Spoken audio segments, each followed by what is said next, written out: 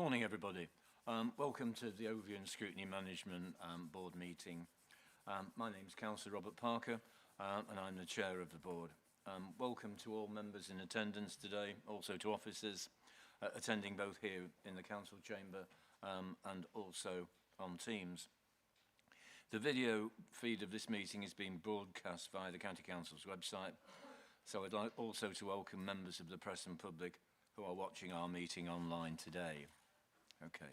I would also like to welcome a number of executive members and executive support councillors who are attending.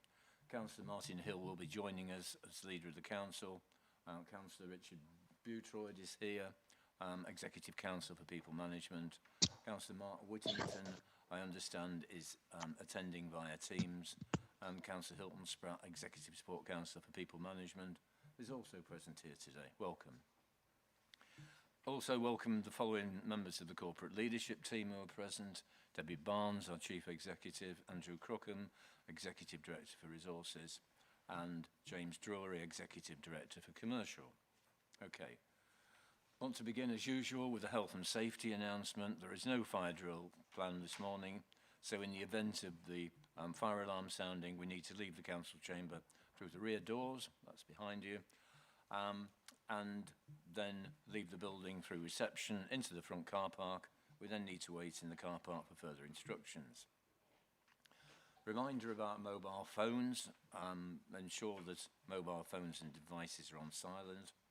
Also, when invited to speak, can you please ensure you switch on your microphone? Otherwise, people attending the meeting via Teams and members of the press and public listening to our meeting online won't be able to hear you. Please also be aware that you need to speak directly into the microphones to be heard. They are very sensitive though, so can pick up any nearby noise, including offline comments when switched on. If you want to ask a question during the course of the meeting, can you please raise your hand, and my Vice Chair, Councillor Tom Smith, will make a note of those who wish to speak. Right, so Councillor Hill is joining us via Teams. Okay. Thanks. So, if we move to the agenda, which we've all got a copy of, item 1, apologies for absence and replacement members. Emily, do we have any apologies or replacement members? Thank you, Chairman. We've received apologies from Councillor Strengle, and we have Councillor Thompson in attendance for Councillor Strengle and Councillor Hall in attendance for the Conservative vacancy. Thank you. Thank you. Declarations of councillors' interests. Members of the board are reminded they only need to declare any relevant interests which have not been declared on their declaration of pecuniary interests form. Does any member have a particular declaration to make in relation to this meeting? No. Okay. Item 3, minutes of the meeting of this Overview and Scrutiny Management Board of the 28th of October. We've all got a copy of the minutes. I will be looking for a proposer and a seconder, but in the meantime, before that, can we go through the minutes for accuracy and just look at page 7? If anybody wants to make a contribution about accuracy, please say so. Page 8. Yeah, Councillor Dilks. Mr. Chairman, thank you. I just noticed, and I was aware, of course, as we all were, that our former colleague, Councillor Adams, was at that... It's going to be dealt with under item 4. Oh, I do apologise. Thank you very much. Thank you. And thanks for raising it. So, page 7, page 8, page 9, page 10, page 11. Yep, Jackie. Chairman, I don't know if it's appropriate. I just had a brief question about one of the items on page 11. Is it okay to raise it now, or rather than it's not to do with the accuracy? It is accurate. It is accuracy. The big word is accuracy, not content. Okay. Okay. So if you want to, if there's something that you think isn't. No, it's just a query. It was to do with the 63% increase in slips, trips and falls, and they were attributing that to fire and rescue colleagues continuing to work throughout the pandemic. but I didn't see why continuing to work would still lead to an increase in slips, trips and falls. If they're working anyway, it doesn't necessarily follow. Okay. So it's just a query, that's I'm all. sure one of our Democratic Services officers has noted that and will be responding outside of this meeting. Okay. Page 12. Page 13. Page 14. Page 15. And finally, page 16. Is it agreed that, that I sign those as a true record? Could I have a proposer and seconder, please? Proposer, Councillor. Yep, thank you. Yep, thank you, Councillor Wotton. And I'll second it, Chair. Seconded, thank you, Tom. Okay, those in favour? Those against? Nobody's voted against, so that's agreed. There'll be one abstention, Chair, because obviously Councillor Hall wasn't present. Yep, thank you, Councillor Hall. Yep, noted. Announcements, item 4, announcements by the Chairman, Executive Councillors and the Chief Officers. In relation to my own announcements as Chair, I think everybody felt with great sadness that we learnt last week of the passing of Councillor Bob Adams on the 15th of November. Councillor Adams was the Chair of the Highways and Scrutiny and Transport Scrutiny Committee and has been a member of this board since May 2019. I think we all have our own positive views about Bob, and I think that there will be a number of people who want to speak at the full council meeting. So in the meantime, as far as this meeting is concerned, can I please ask everyone to stand for a minute's silence in memory of Bob?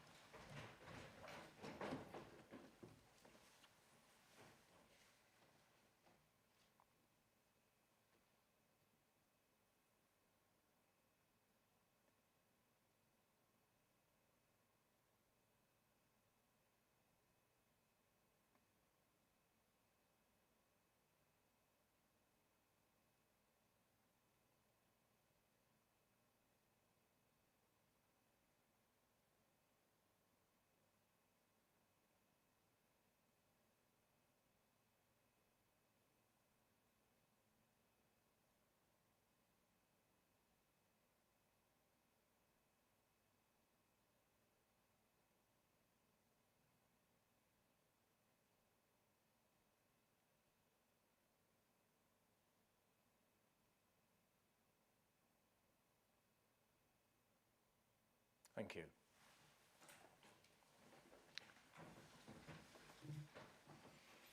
Okay. Still on item 4, are there any executive councillor announcements from anybody on behalf of any other executive members? No. Yeah, I just have a few, Chair, if that's appropriate. Yep. Sorry, that's the leader.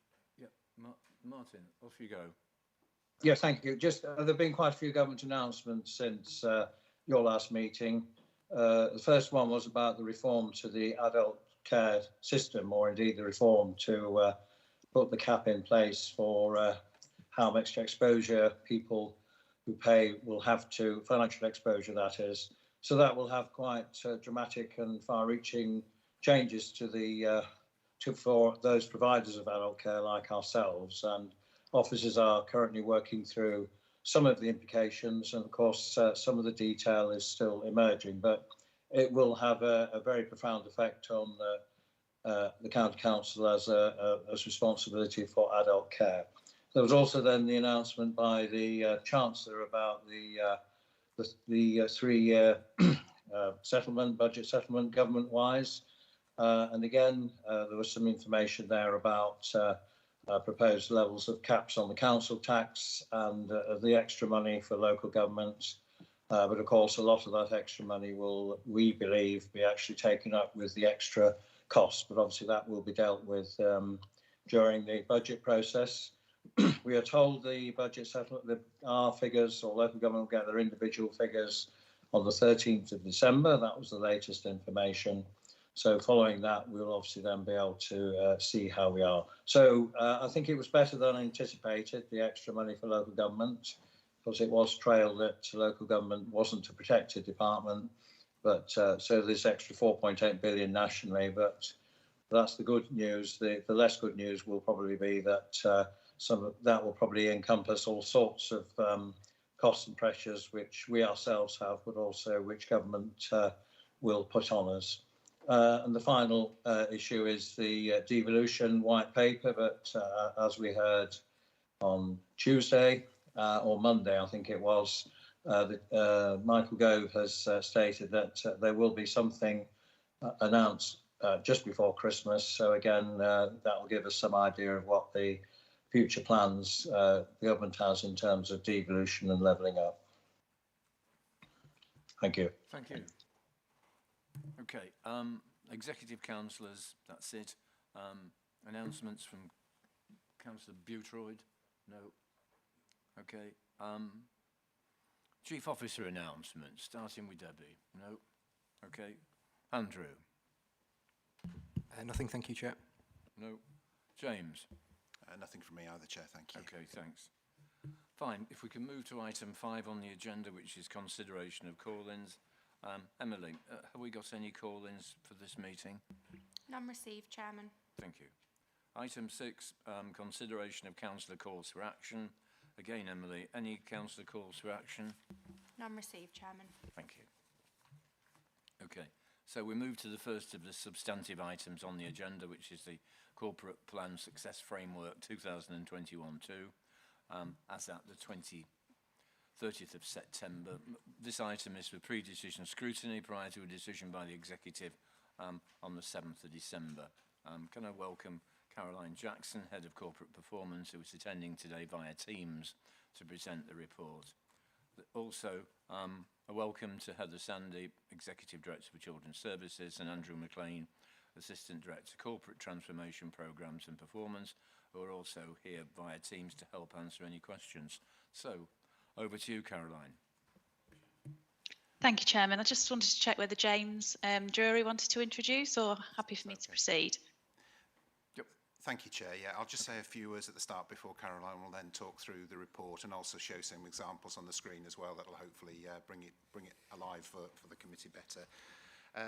So this is, as I say, the performance report against the revised corporate plan success framework for Q2, so up until the end of September. The point I wanted to make really was around the time that we've spent in the background, if you like, revising the approach that we adopt and the tools that we're using. So we're now using tools that are called Power BI, which is part of the Microsoft suite of programs that we've got within the council. And by using those, we're then being able to see data in different ways, manipulate information differently, and actually understand things and raise give us the opportunity to raise different questions about that. So rather than just looking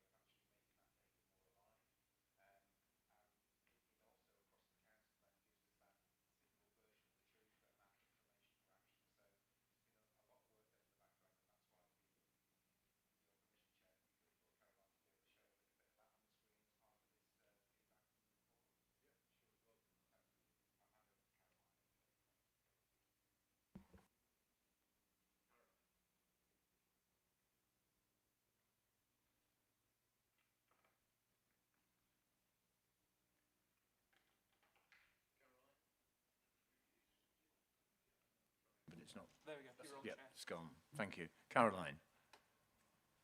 Sorry, I couldn't hear much of that. I think I don't know if everyone else on Teams was the same, but if are we happy if I carry on?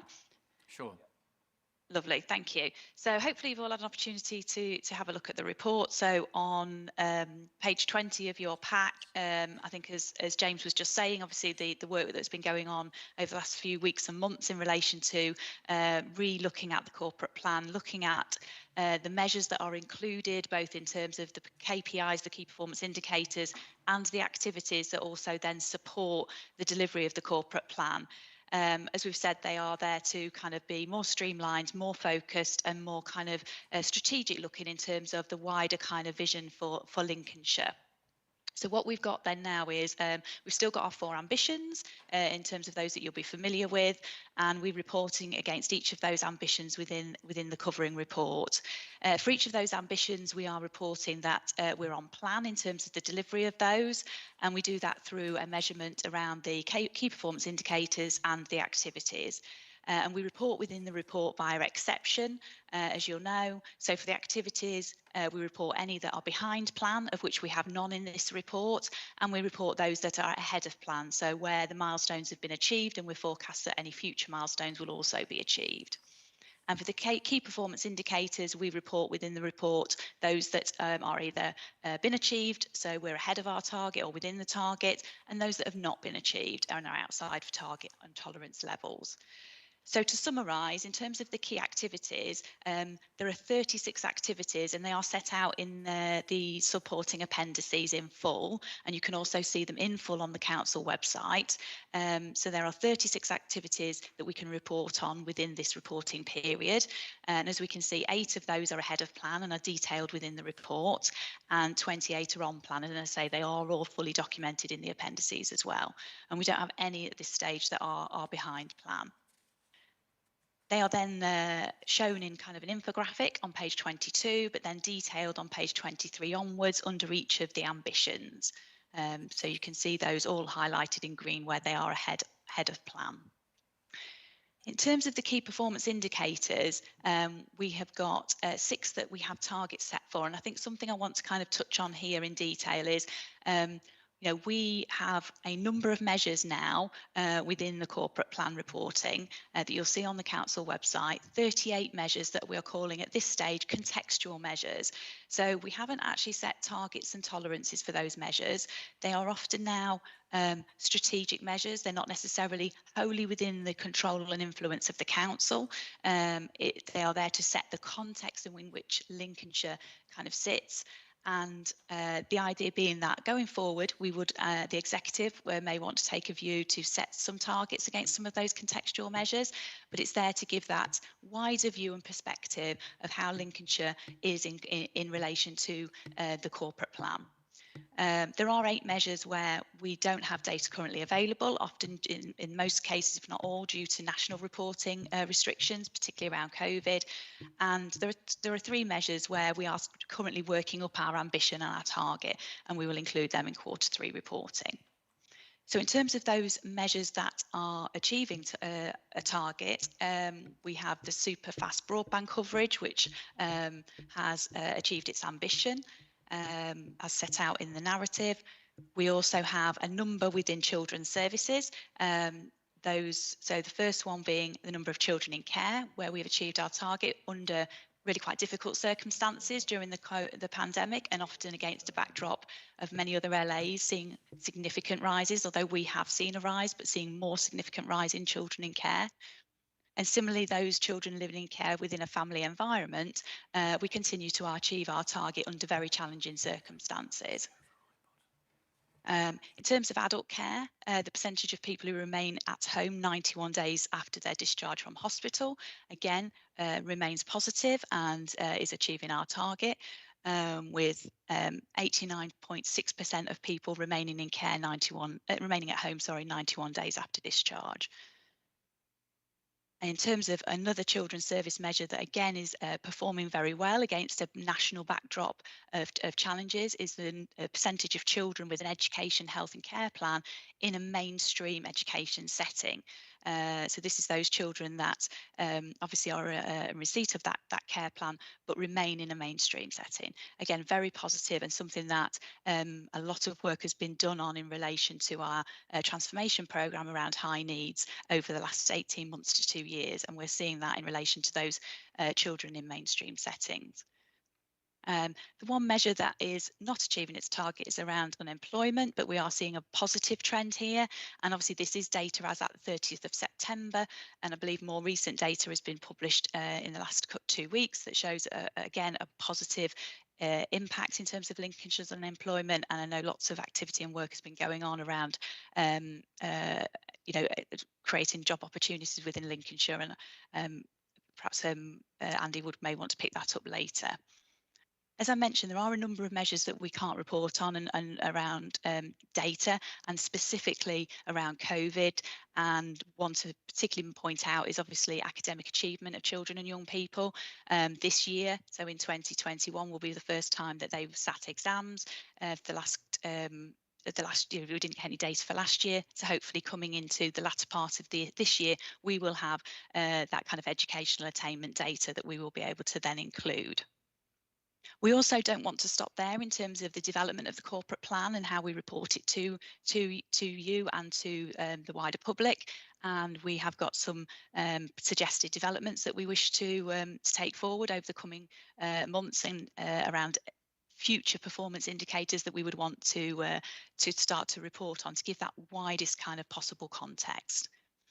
As James says, we have been developing the way we report it. So hopefully you followed the link through and found on the council website that we now have updated performance information that's far more interactive. So you'll be able to hover over information, look at statistical neighbours or national comparisons. The narrative for each of the measures is included within there, and the commentary against those where they are within exception at the moment. I'm happy to, if we want to show that now, I'm happy to if it'll work via Teams, or if not, then the links are within the report. So I'll hand over back to the chairman.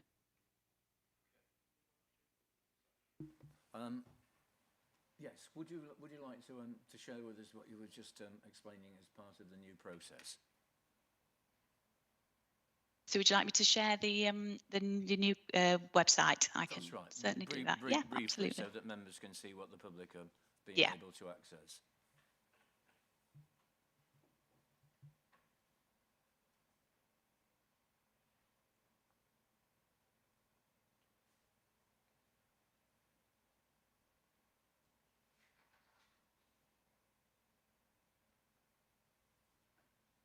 Hopefully you can see that. So this is maybe what you have been familiar with in the past. The front screen is very similar sort of look and feel in terms of our 4 ambitions. So for example, if we were to click on supporting high aspirations, we then have a choice of, as I said, splitting out between the performance indicators, the KPIs, and the activities.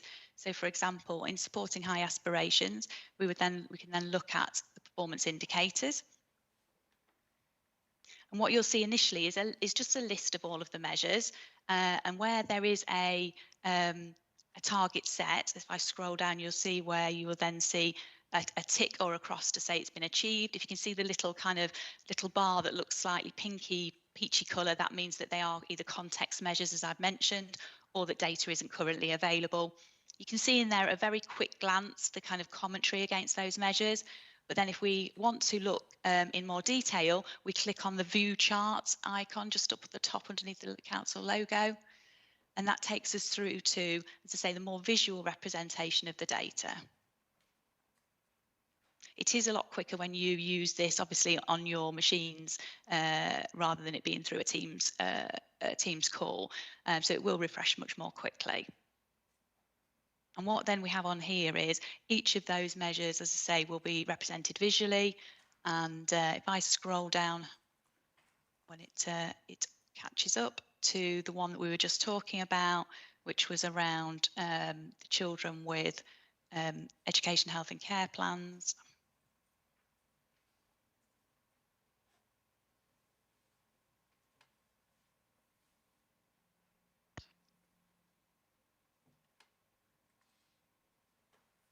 So it does work much more quickly when it's not through a Teams environment.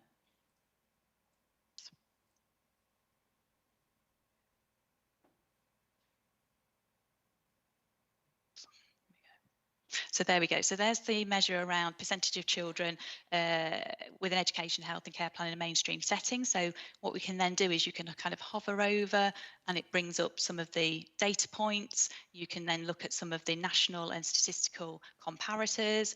And then down here, you can scroll across to look at the description of the measure, and also the full narrative is also included in that commentary. And you can scroll back and look at historical data. And each of these, like I say, are then a little bit more interactive. And this is, again, a continuing kind of development piece of work. But this is how we kind of want to represent the data. And then similarly, so I'm looking at obviously children with an education, help and care plan. If I then wanted to go back and look just up the top to the back button and then go and look at the activities that relate to supporting high aspirations, I just click on the activities tab. This takes me through to all of the different sub kind of objectives that we have within supporting high aspirations. And I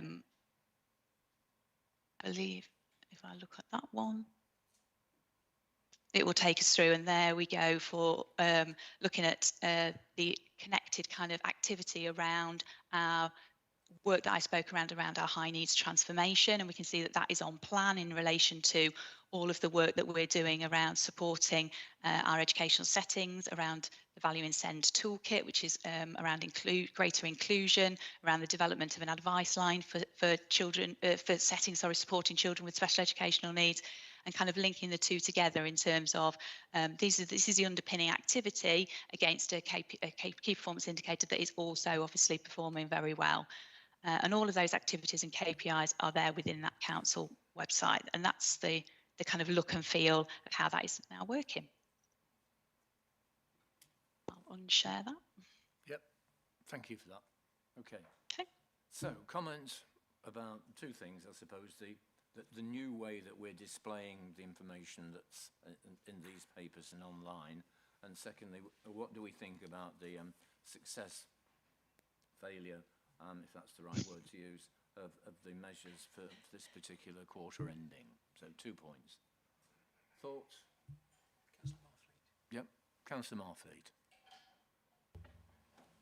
Morning, Chairman, and thank you. Power BI obviously is the mechanism that's sort of driving this.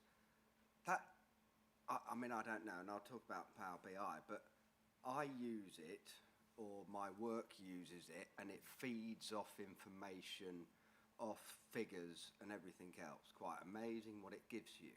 And I'm looking at that going, in some sense, it looks like somebody's inputting a lot of data into Power BI, where I thought Power BI was meant to, in effect, work off data that's already in the system.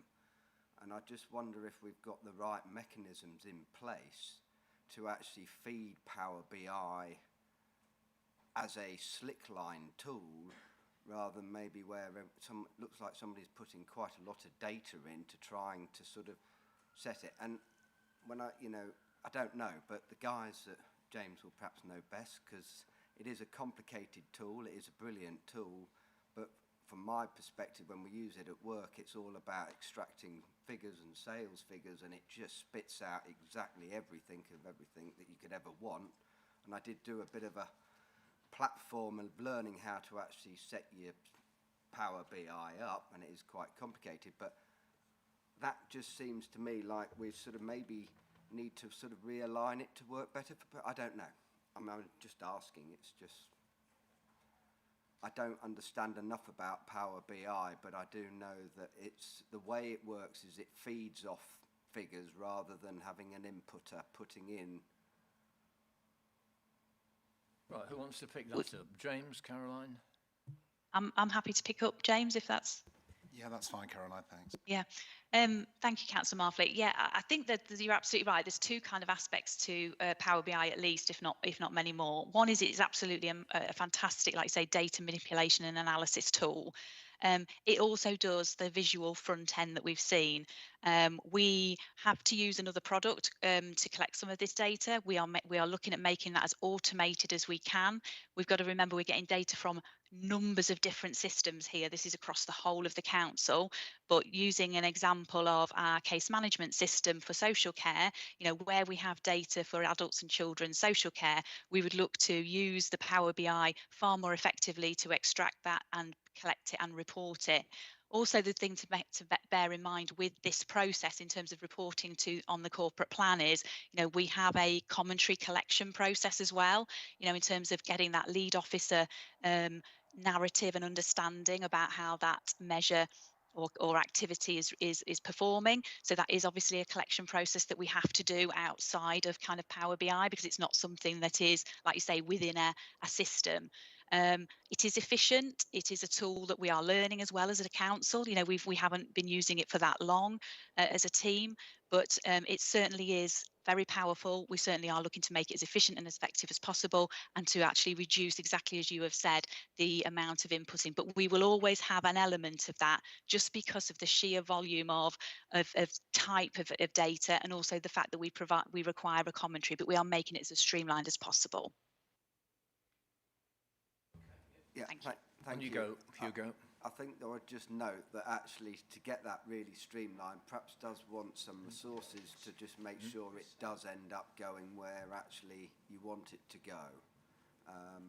But it is, like said, it's very slick once you get it set up, and there's not a lot of hiding if you get it set up right. It will report as it is.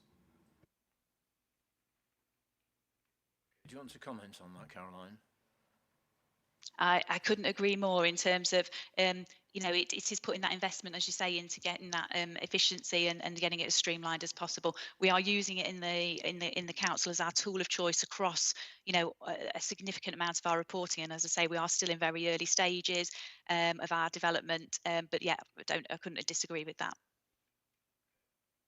Thanks. Alex. Thank you. Just a quick inquiry about the former Measure 114 and how that's transpired through into the plan. I don't know how you've selected what's come through on the piece of paper, whether the figures have been taken at random. I think it's good that the public and everybody can access it on the website, but I feel maybe it would be good if, as members of the scrutiny panel, we could have a printout as well, so that we can, you know, look at it and digest it in our own time. But yeah, I just wonder what happened to the former Measure 114, which was a safeguarding measure, and if you could possibly have a look at that now. Okay. What? 114, Measure 114 regarding safeguarding. Do you want to comment, Caroline? Yeah, can I just clarify, is that the adult safeguarding measure? That was it. Yeah, I'll have to check through and report back, but in terms of the development of the measures, obviously, yeah, that has been something that has been done through a lot of co-production work with our corporate leadership team and with our assistant directors as to what is included. The actual safeguarding measure around adults does go to the Adult Care Scrutiny Committee and is reported into them. I will check back as to, because that has actually been a measure that we have been reporting through to adult care, so I know has not been achieving its targets and tolerances. So therefore, I just would have to double check that it's not therefore in the corporate plan actual success framework now, but it is being reported through to adult care. Okay. So just to clarify, what to expect for the next steps then? Are they going to send something out, or? We can certainly look at providing a paper version of the report, but it is difficult because all of the measures are now obviously on the corporate website as an interactive tool, and the paper report does only pull through those that are outside of our kind of tolerance at this stage, unless we look to include further in the written report. Which I think goes back to what I was saying about it'd be good if we had a written report for everything, really, just as so people have got it on copy, you know. Thank you. Yeah, I'm not so sure that's going to be possible. Certainly, because that's the whole point about having IT, is to A, reduce, but also make it accessible through the internet connections. But I'm sure that Debbie can add something to that. Yeah, I mean, you do gain so much more when you look at it online in terms of getting much more familiar with Power BI. As Councillor Marfleet was saying, you're able to interrogate it much more. Clearly, as Caroline has said, it is a direction of travel. So whilst we can drill down to some level, we're aspirational to be able to drill down even further to get even more localised data, and the ability then to make sure that our written reports catch up as our as our level of complexity and our level of ability to be able to report at a much more micro level, I think the reports would just get longer and longer and longer. So certainly the direction of travel, I think, is definitely to encourage members, and whether that's through additional workshops and training to get people much more familiar with the tool, is definitely the direction of travel. In relation to the additional reports around the sort of layer below, because obviously we've got the strategic layer here, which is those most strategically important performance objectives and the activities that we're doing to meet those objectives. And then obviously the next layer down is at a service level. So there will be much more detail in the various different committee structures, the scrutiny committee structures relevant to children's, relevant to adults, relevant to highways, etc., that it's included within this report. So I don't think that this report should be considered in isolation. So we've got this, which is the most strategic. Then we've got the scrutiny report, which has got more detailed performance indicators. And then we've got the reports that go to the portfolio holders, which are even more detailed again. And then below that, we've got the reports that go to the managers. I say reports, their ability to go online and access it at even more detail. But where you'd get the vast majority of the information would be to actually interrogate the system.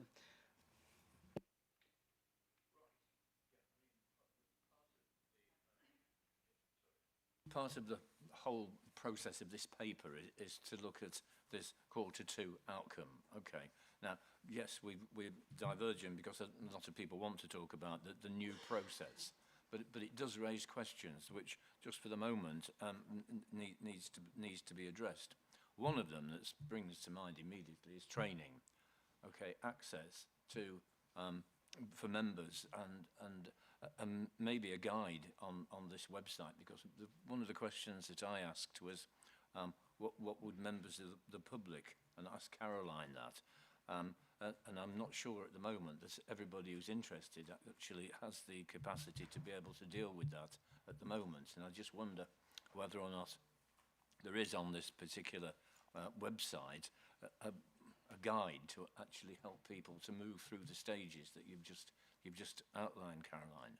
So just coming back to access, and access is important because there's still the issue about paper versus online, and online is dominating, obviously, but online access has got to be true access and not something that stops people gaining the information that they want. So I just wonder whether or not Caroline, you could say something about what plans have we got, or what has been already put in place to help members, starting with members, but officers and the public, to access as deeply as they want to the information that is now becoming more available because of BI. So could you help us on that? Yeah, happy to comment. Just to say, through all the testing of the new version and even previous versions, we do test it for accessibility to make sure it meets accessibility standards. But actually, I fully take on board that working through some of these websites isn't as interactive for everybody. It's not always as an easy experience for everybody. What we try and do is make it as intuitive as possible. I'm more than happy, obviously, to share feedback on that from members. If it doesn't feel that it is intuitive, we try and follow, as I say, accessibility standards, so that when you go onto other websites, whether that's things you do kind of through other roles or through personally, that they're similar. It's a similar level of interactivity as you would see on many other websites. We try and use things like hover over comments. So if you hover over something, it tells you what you would then need to do next, or what this button might do for you. And we continue to review and develop that to make that kind of as a smooth and a kind of an experience as possible, and that it kind of fits with similar experiences people have generally when they're using kind of the internet in their kind of everyday lives. we've obviously demonstrated this at the executive and would be more than happy to demonstrate it further. I can certainly also look at a very quick short how-to guide that could be sitting alongside this, that could go out to members and just explain that kind of in a bit more detail, so that people have something that they could then follow when they want to go and then look and access the plan. So certainly can follow that up.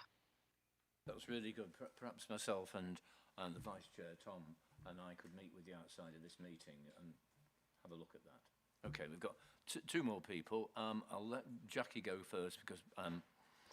Thank you, Chairman. I'm interested in the way this is being reported, and I'm concentrating on page 25 of the pack, just as an example. If you look at the KPIs, I'm very, very pleased to see that we are making clear which of our targets offer context and over which we have direct influence. I think that's an extremely important difference to make because it does help to manage expectation, and I'm pleased that that's been brought in. I'd like to take things a little bit further, though. If you go further down that page, we're talking about the KPIs, and we say 5 achieved the target and 1 did not achieve the target. I really wish I could persuade officers to alter the way this is reported, because what you've got really is that 5 achieved perhaps 100% of the target, and 1 may well have achieved 80% of the target or 90% of the target. By simply reporting that they did not achieve, it's a negative, and it somehow within a public-facing document doesn't recognise the hard work and the achievement that is there. I just wish that we could find slightly different wording for that. And I think it would be a confidence-increasing thing for members of the public as well. And in fact, if you go on further, if you go further down the bottom of the page, if you look at a target that is seen as achieved, with a broadband, our 94.2%, we've achieved and we're doing very well. But in my division, in Riseholme and Minster Fields, they have such poor broadband facility that they can barely send an email. And it's impacting businesses, it's impacting learning there. They're getting absolutely nowhere. And so, as far as they're concerned, we've completely failed them. And they've been promised this super fast broadband for a number of years. There's constant contact, but we see that as a target that's achieved, when in fact I would see that as partially achieved. So what I'm asking for here, first of all, congratulations on differentiating between the different types of responsibility that we have and for making it clear. That's really good.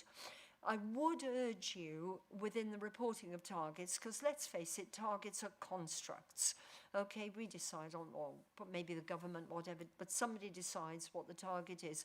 I really would urge you to somehow, in the reporting of the target, to recognise that maybe 80%, 90% has been achieved, that there will be a simple wording to represent that. Because I think that's important. But also, when we're saying that a target has been achieved, I think it's difficult when it hasn't been achieved for quite a broad tranche of our residents. So there's a few things to think about there, and I'm just throwing that into the mix for thought. Thank you, Chairman.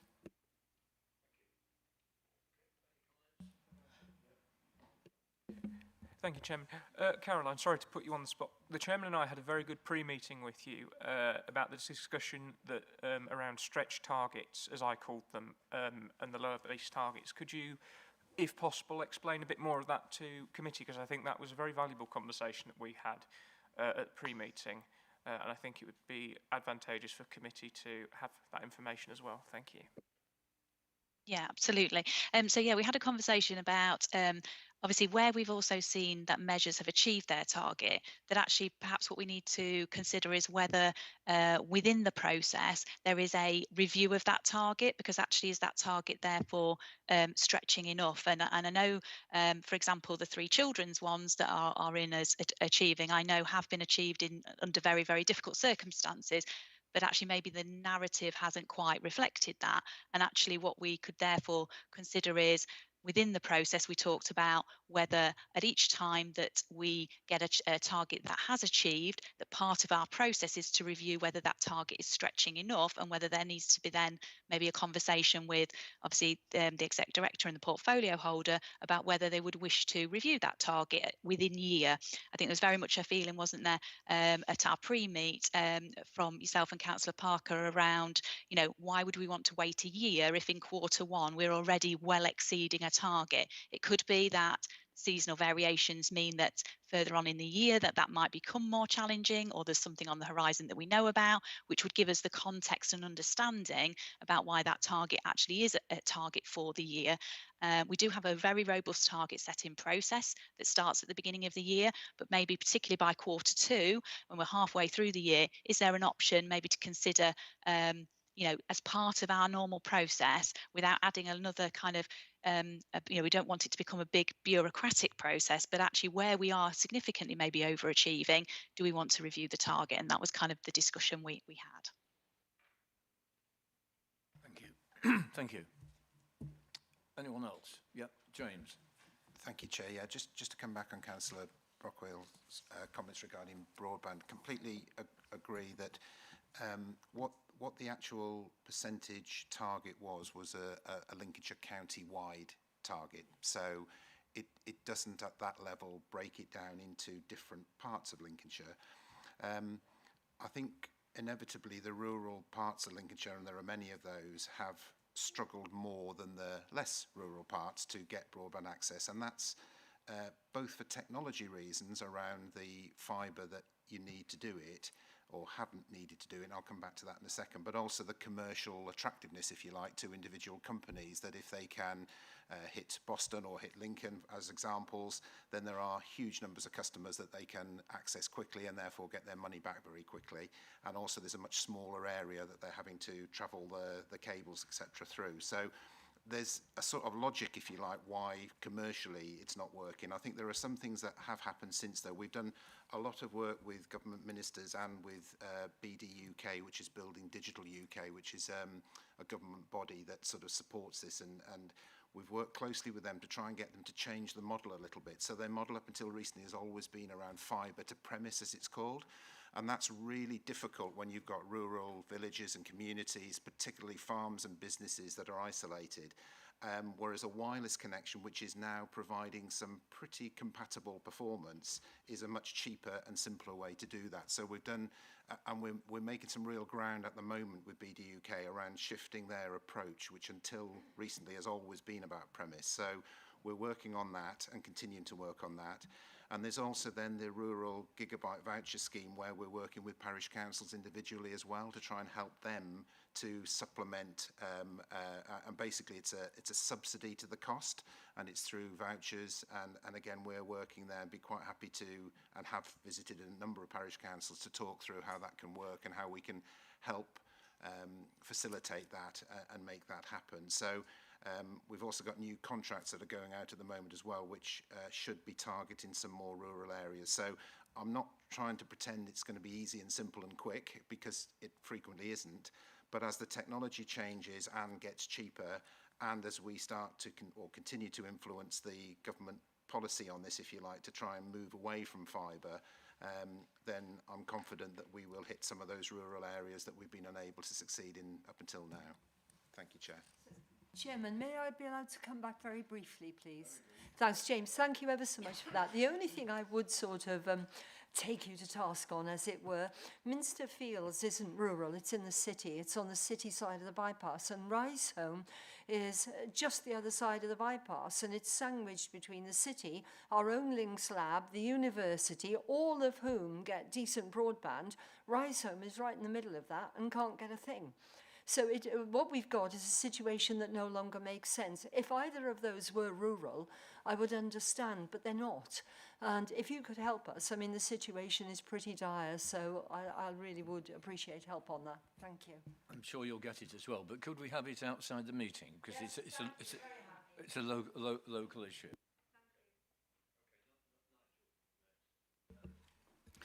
Thank you, Chairman. Caroline touched upon the amount of unemployed. Indeed, that's on page 28. I appreciate there's been a reduction in the amount of unemployed, and indeed we are in line with national average, but however, 18,500 is a significant amount. I say this because when I looked on employment website, it says there's in excess of 29,000 job vacancies in Lincolnshire. I'm not sure how true that is, but that's certainly what it says.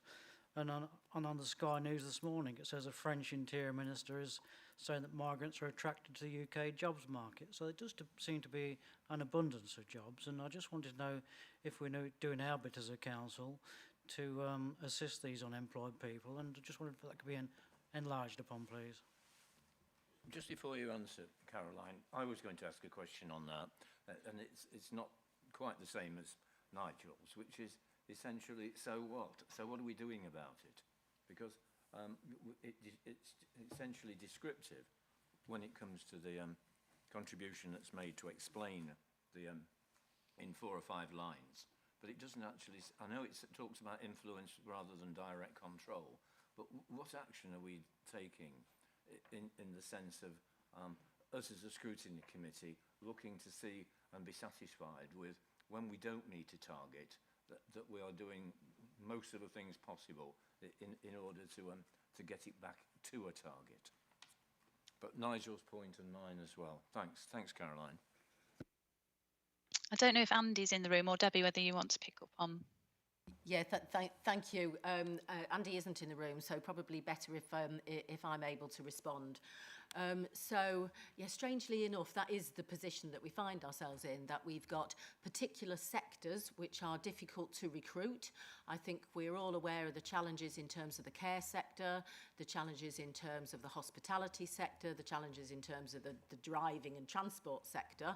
And then we've got people that are unemployed. And so clearly we want to better match the skills and the job. It's one of those targets that Councillor Brockway was referring to that we have influence over but not direct control. And so the skills issue, I think, is an incredibly complex issue because it's an incredibly complex landscape. So there are a number of nationally commissioned programmes to support people from unemployment back into employment. There is also DWP also deliver programmes to support people who are unemployed back into employment. And so, for example, we've worked really hard with the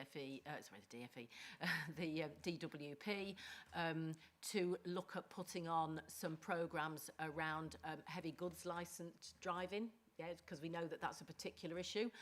But we're talking incredibly small numbers. There is also the challenge that actually the training, the skills and the courses that are available are very much led by the FE sector.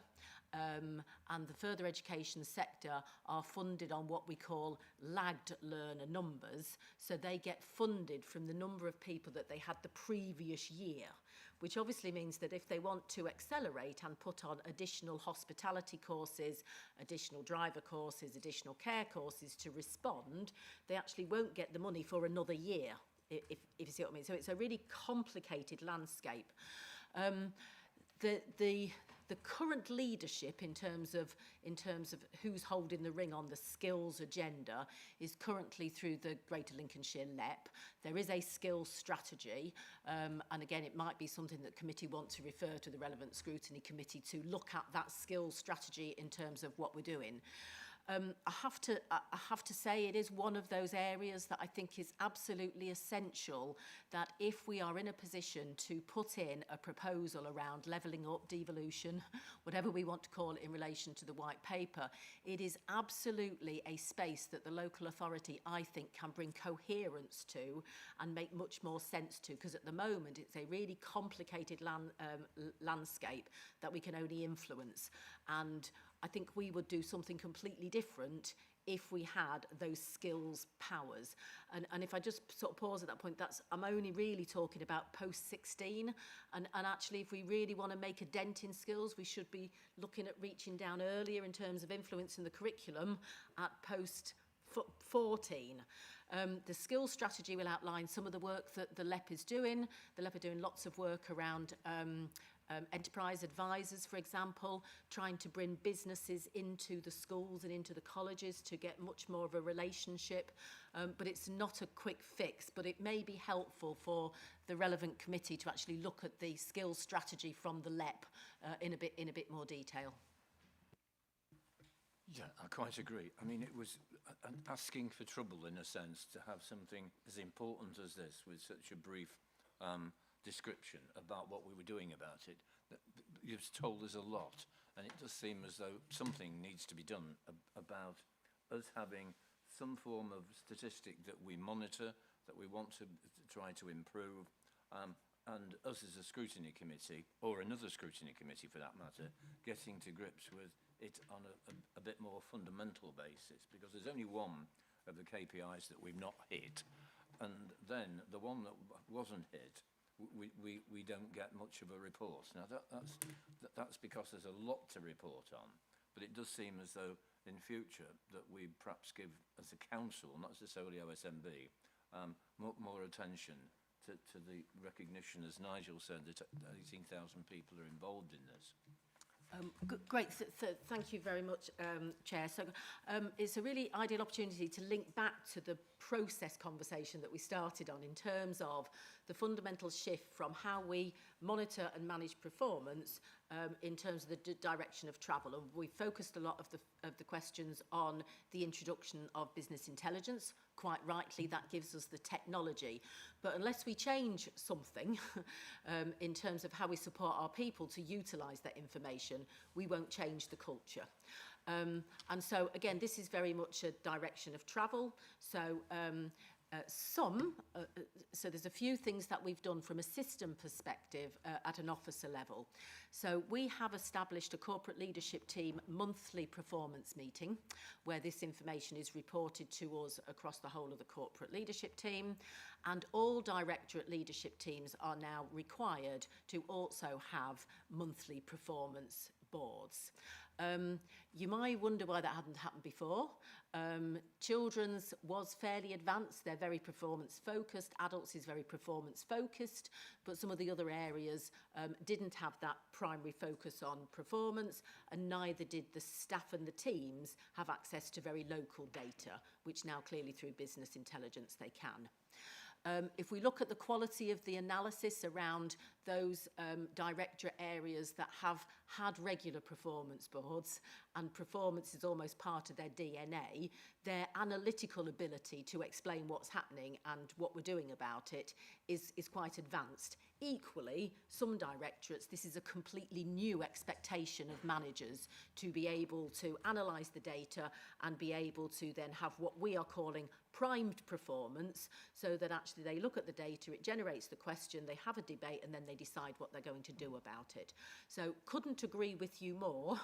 And obviously from a chief exec perspective, feel that I've put the structures and the training in place to facilitate, enable that. Directorates are learning across each other. I know that Heather is doing a lot of work with Andy's area in particular. So it is a direction of travel, and absolutely it is in my line of sight that we need to get collectively across the whole of the council much better at our analytical ability and outlining what we're going to do to improve it. Just that people are at different levels at the moment. My point is, and I think it's just generally accepted now, is that that's got to surface at scrutiny levels and the executive, because it's no good all that work going on without it actually having the acknowledgement of councillors. Okay, nearly at the end of this, I think. Can I be brief, Chair? Yeah, and Alex, and then that's it. Thank you, Chairman. Going back to what Debbie mentioned in terms of the unemployed and the vet, I think the biggest issue Lincolnshire has, certainly from a personal experience, is there are very specific sectors where there are gaps or where there are vacancies. But of course, if you don't have that skill set, I mean, I'll use myself as an example. I could quite happily, if I was legally allowed to, because I'm epileptic, drive a HGV. I can't do a physical job. So those that can't but have other skill sets struggle to find employment, because actually we've got sort of 3 or 4 very key employment areas within the county, but what the Americans would call white collar working or blue collar working is sitting like Debbie is and others in the council. We actually haven't got, in comparison to other counties of our size, that much in the way of.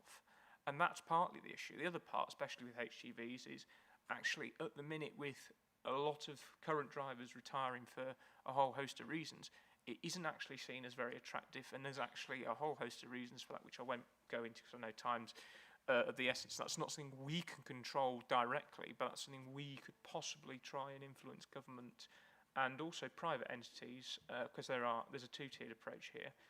You go to the continent, and truckers don't pay to park there. The meals they have and the facilities they have to rest are far better than they are in this country, for example. So I think there's a two-tiered approach certainly on that system, but I think the biggest problem we've got is actually our sectors which are high employment. We need to, as a council, through a mechanism, whether that's devolution or another mechanism working with the diversify our employment offer, if you like, so that it's more diverse and less sector specific and less sector heavy on 3 or 4 sectors that actually, as Debbie's already said, are very, very hard to recruit, and because they're usually physically demanding, and some are low pay as well, which obviously in some instances can put people off. Something for the corporate management team to be considering as well. So LEP have done a lot of work on this sort of benchmarking, if you like, the different sectors, particularly across the East Midlands. Well, actually, I think it's wider. I think it's the whole of the Midlands. It's fascinating, and again, it prompts you that discussion in terms of, obviously we would be high in terms of food sector, in terms of tourism, hospitality, care. But actually, some of those, finance, for example, much heavier presence in the south and in the east, the southeast, and actually they tend to be the higher paid jobs. So how then do you twist your economy? So there is quite a lot of work in the LEP skills strategy that are doing that. So be interesting to bring both of those reports together. Alex.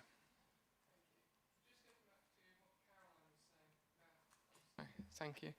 Just getting back to what Caroline was saying about reviewing some of the targets, I was just wondering if you would ever consider having one where a safeguarding one, where the source of risk is the service provider, because I know we outsource a lot of things here, and I think it would be a really excellent indicator to be able to flag things up sort of before it gets out of control, either in a children's home or whatever, because people can make referrals and stuff can get lost. There can be internal investigations, but I think if there was that little indicator, it might help us out. Well, if you could feed that in outside the meeting in writing, then perhaps you could send it to Caroline and to Chief Executive. Okay. Will this be minuted?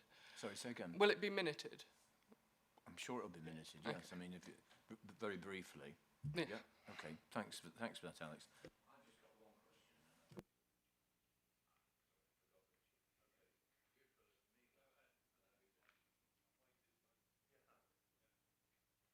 I'll go. I'll take my opportunity.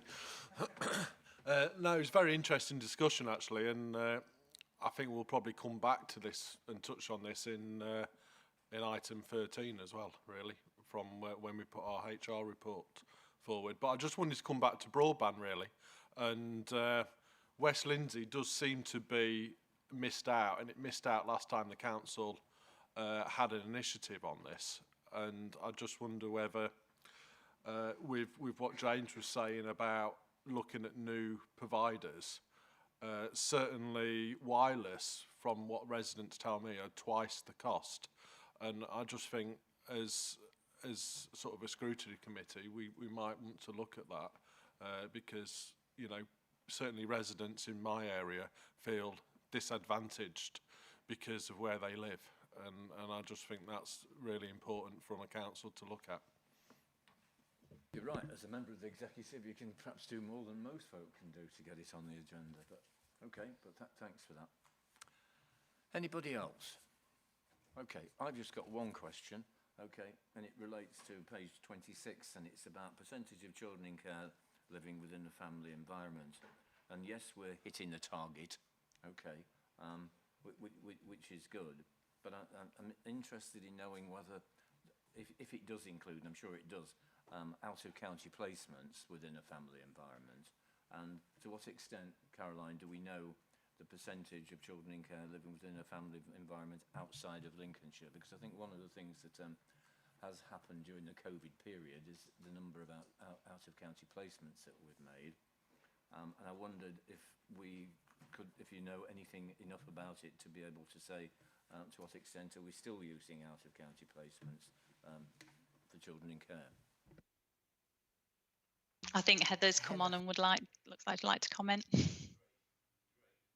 Thank you, Mr. Chairman. Yeah, just excuse my voice. I've got a really sore throat, so I'm going to croak my way through this. Yeah, so the percentage of children placed in a family placement reflects those children who are placed either with relatives, with a foster carer, or as you say, with an independent foster carer. So it does include those placed with independent foster families in Lincolnshire. You know that during the pandemic, we saw a decline in the number of foster carers available to us. That was seen nationally, both our own foster carers and independent foster carers as well. And so we had to rely slightly more on the residential market than we would ordinarily do.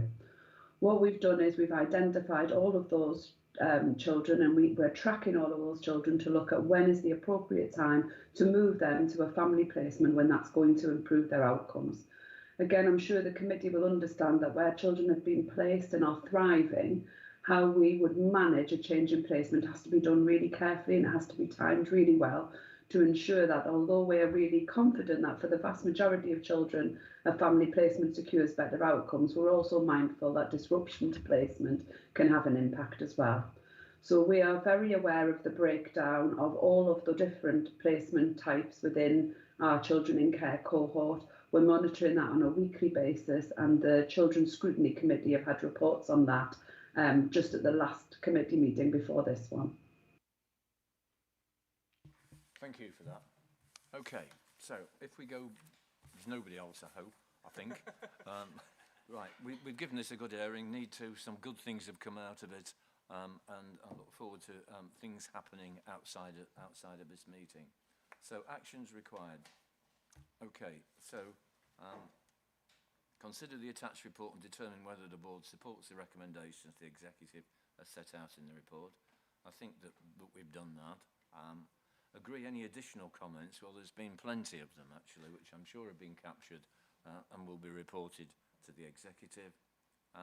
Review and comment on the performance information that is within the remit of the board and highlight any recommendations or further actions for consideration. I think we've done that successfully. So with that in mind, can we have a vote as to whether or not we've done what we've been expected to do? Those in favour, raise your hands, please. Those who think we could have done more or something missing? No? Well, that's agreed. That's item 7 dealt with. Okay, thank you, Caroline. Okay, if we move on to item 8, which is the Revenue Budget Monitoring Report, another regular item, Q2 to the 30th of September. We've got a report by Michelle Grady, Assistant Director of Finance, who's asked the board to consider a report on the Revenue Budget Monitoring Report. So on page 47, over to you, Michelle. Thank you very much, Chairman. So we're asking Scrutiny this morning to look at the reports that will be with Executive on the 7th of December, and that's our financial position on our revenue and capital budgets up to Q2. And we'll start with the revenue report, which the exec report starts on page 49 of your pack. The summary table on page 50 shows the variances against each of our service lines in the revenue budgets, and our current forecast is to have an underspend of 5.76 million across our service budgets, which is a movement of 4.5 million from what we reported in Q1. This mainly relates to sources of income that we've received over what we've budgeted for in our original budgets that were set by Council in February. Two areas of that relates to public protection. So we've received a grant of 1.4 million for domestic abuse services, which was over and above what we'd originally planned for. And also we've had a net gain of £2 million on the pool for business rates that we have with the district councils, which again we hadn't planned for in our original budgeting. The financial impacts of COVID are also set out in the report. In Appendix K on page 82, this gives you an overall position of the forecast spends that we've got against the grants that have been provided by the government. Against our general grant that we've received, we're currently forecasting to be pretty much within the spend tolerance of that £17 million, but it doesn't include the cost pressures that have been highlighted in the capital programme, which we will need to meet from within the existing programme by reprofiling some of the spend. Appendix O also shows you the total of grants we've received from the government relating to the pandemic and support for COVID. We've received £44 million of new grants this year, including specific government grants of £29 million, which have got specific uses, and they're all detailed in that Appendix O. We're forecasting to be delivering the planned budget savings that were approved by Council in February, and that's detailed in Appendix L on page 83. So I will hand over now for any comments or questions. Thank you. Comments, questions? Particular scrutiny committees got any thoughts? Adult social care, for example, or homeschool transport in children's services? Any of the chairs of scrutiny committees got a comment? Well, we can't sit here and not have some comment to make to the executive, because that's not scrutiny, is it? Okay. Councillor Wotton. Yes, thank you very much indeed, Mr. Chair. And I welcome the extra money for domestic abuse, because domestic abuse is a very underreported offences. But the problem is it's a catch-22 situation where you've got more people reporting than you've got more people that need supporting, which then leads to more money from the government. So can you please tell me what the trend is at the moment? Thank you. You want to deal with each question as we go along? Okay, Andrew.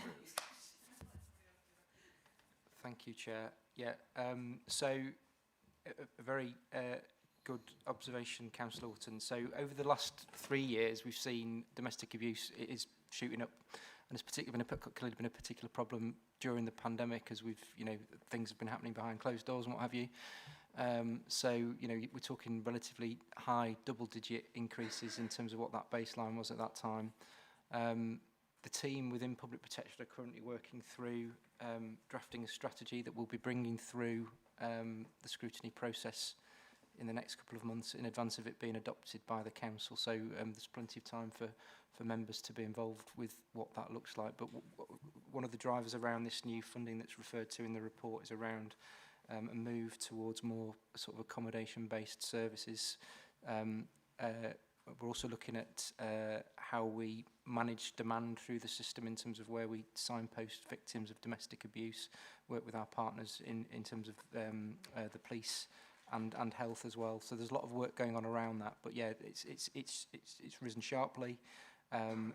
We've got a lot of focus on that and supporting victims and making sure that they get the right support as they go, as they experience it, and also sort of recover from those experiences as well. So. Okay. If I can come back, Chairman. Are you okay about that? Yeah, I must declare that I used to be a domestic violence officer in the police anyway, so I'm fully aware of those situations. But the problem is, with this pandemic, offences have gone behind closed doors and affects all sections of society. And I know that the offences have increased, and I am concerned that we may be heading for a tidal wave once people get to know that we're going to take their action seriously and move forward. So there'll be more people reporting, more offences being declared, and unfortunately more people arrested. Thank you. Okay, thanks. Who's next? Jackie. Thanks. Yeah, Chairman, you just mentioned homeschool transport, but I've got to declare a personal interest because my grandson receives it. Just a comment to put in the mix again. I would have to say that service is exemplary. It is very efficient. It's very well run with great kindness, and I'm really not sure how the council could do better there. It's certainly not wasteful. I can see that there's an overspend, but I can tell you that the support that provides to families that I know makes it possible for their children to be taught. So it's a very important service. Okay, thank you, Chairman. Thank you. Anyone else? Chairman, if I may. Yep. Thank you. It goes back to Councillor Wotton's point, so it's going to come to you again, Andrew, unfortunately. What provision in county, and you may not be able to answer this, but what provision in county do we have for male domestic violence specifically? Because that is often overlooked, and there is very, very limited, and I declare a loose interest, an organisation I'm involved in, we do support people and we may come into contact with somebody who has that issue. We haven't as yet, but it is a possibility. But what provision is there? Because nationally I am only aware of one refuge for male domestic violence sufferers who have been abused by their spouse. So what provision have we got within Lincolnshire for male domestic violence? Yeah, Chairman, that's a very good question. But I can only relate to my experience in Luton, which, I mean, as I left, we had 620 ongoing cases, and 6% of those were male victims. So it's a very important question. I am actually your representative on the Police and Crime Panel. I'll be raising similar questions tomorrow to the PCC on the policy of domestic violence. I'll report that to you at the next meeting, Chairman. Thank you. Sorry, that's good, thanks. Does any one of the officers, Debbie, for example, want to make a contribution on that? No, I mean, I think it would be really useful to get some feedback. We are working with the PCC in terms of victim support. I'm not aware to hand in terms of what services. Happy to follow that up and send a note round. But you know, think that we do need to have a conversation with the PCC around it. Okay, thank you.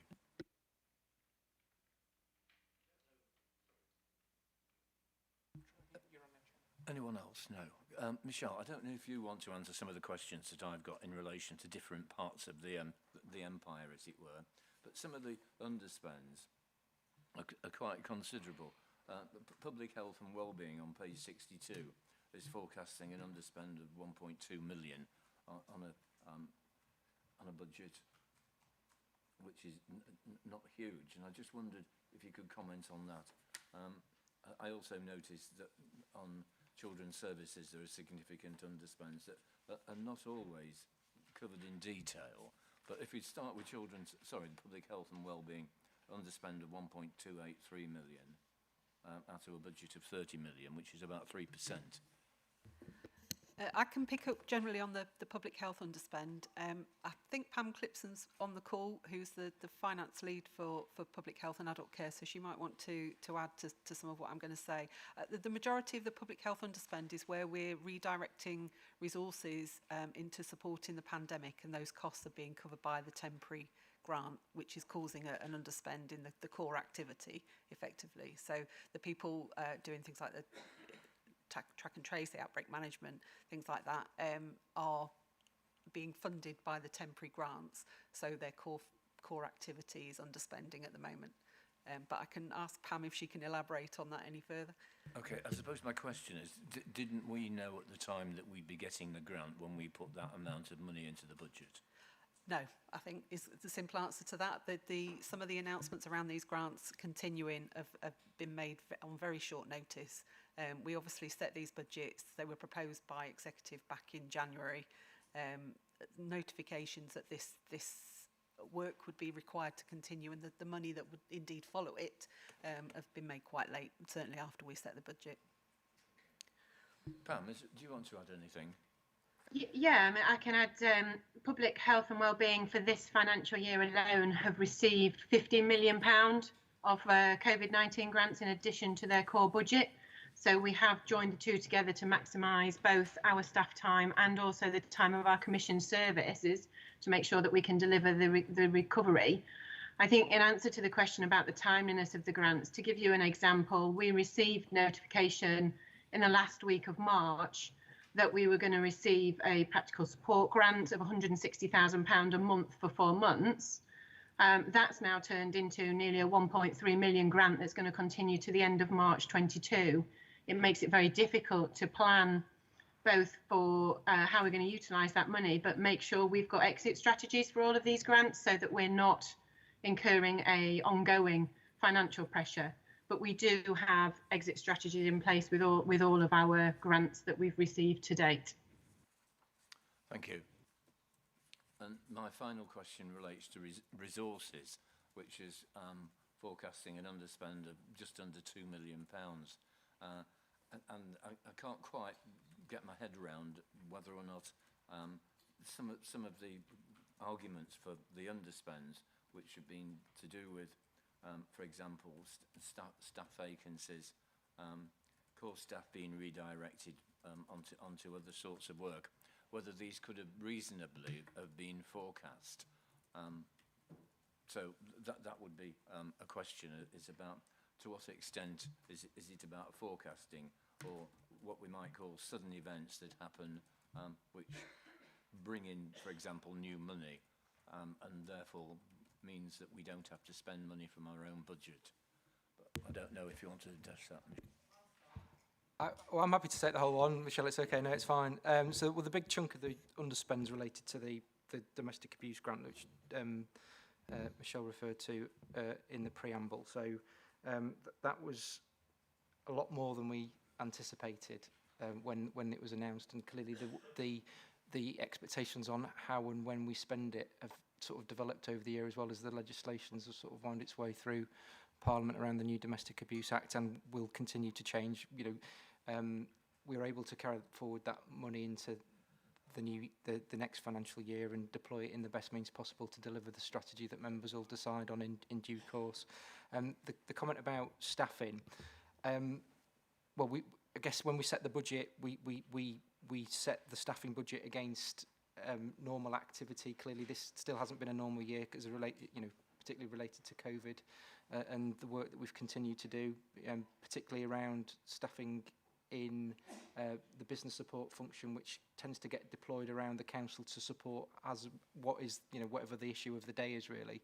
And in particular, they've continued to support matters relating to the pandemic, and as a result, we've been able to code that staffing cost to things like the COVID grants that Michelle referred to during the discussion. So, so back to the original question: can it be envisaged? I guess when we set the budget, we didn't know what was happening around how long the pandemic would continue to go on for. Clearly, it was still an acute issue at that point. But if we've got COVID-related matters to attend to and COVID grants to pay for those matters, that's the best way of paying for them. Would be my answer. I suppose the general question, which I think others may be interested in, is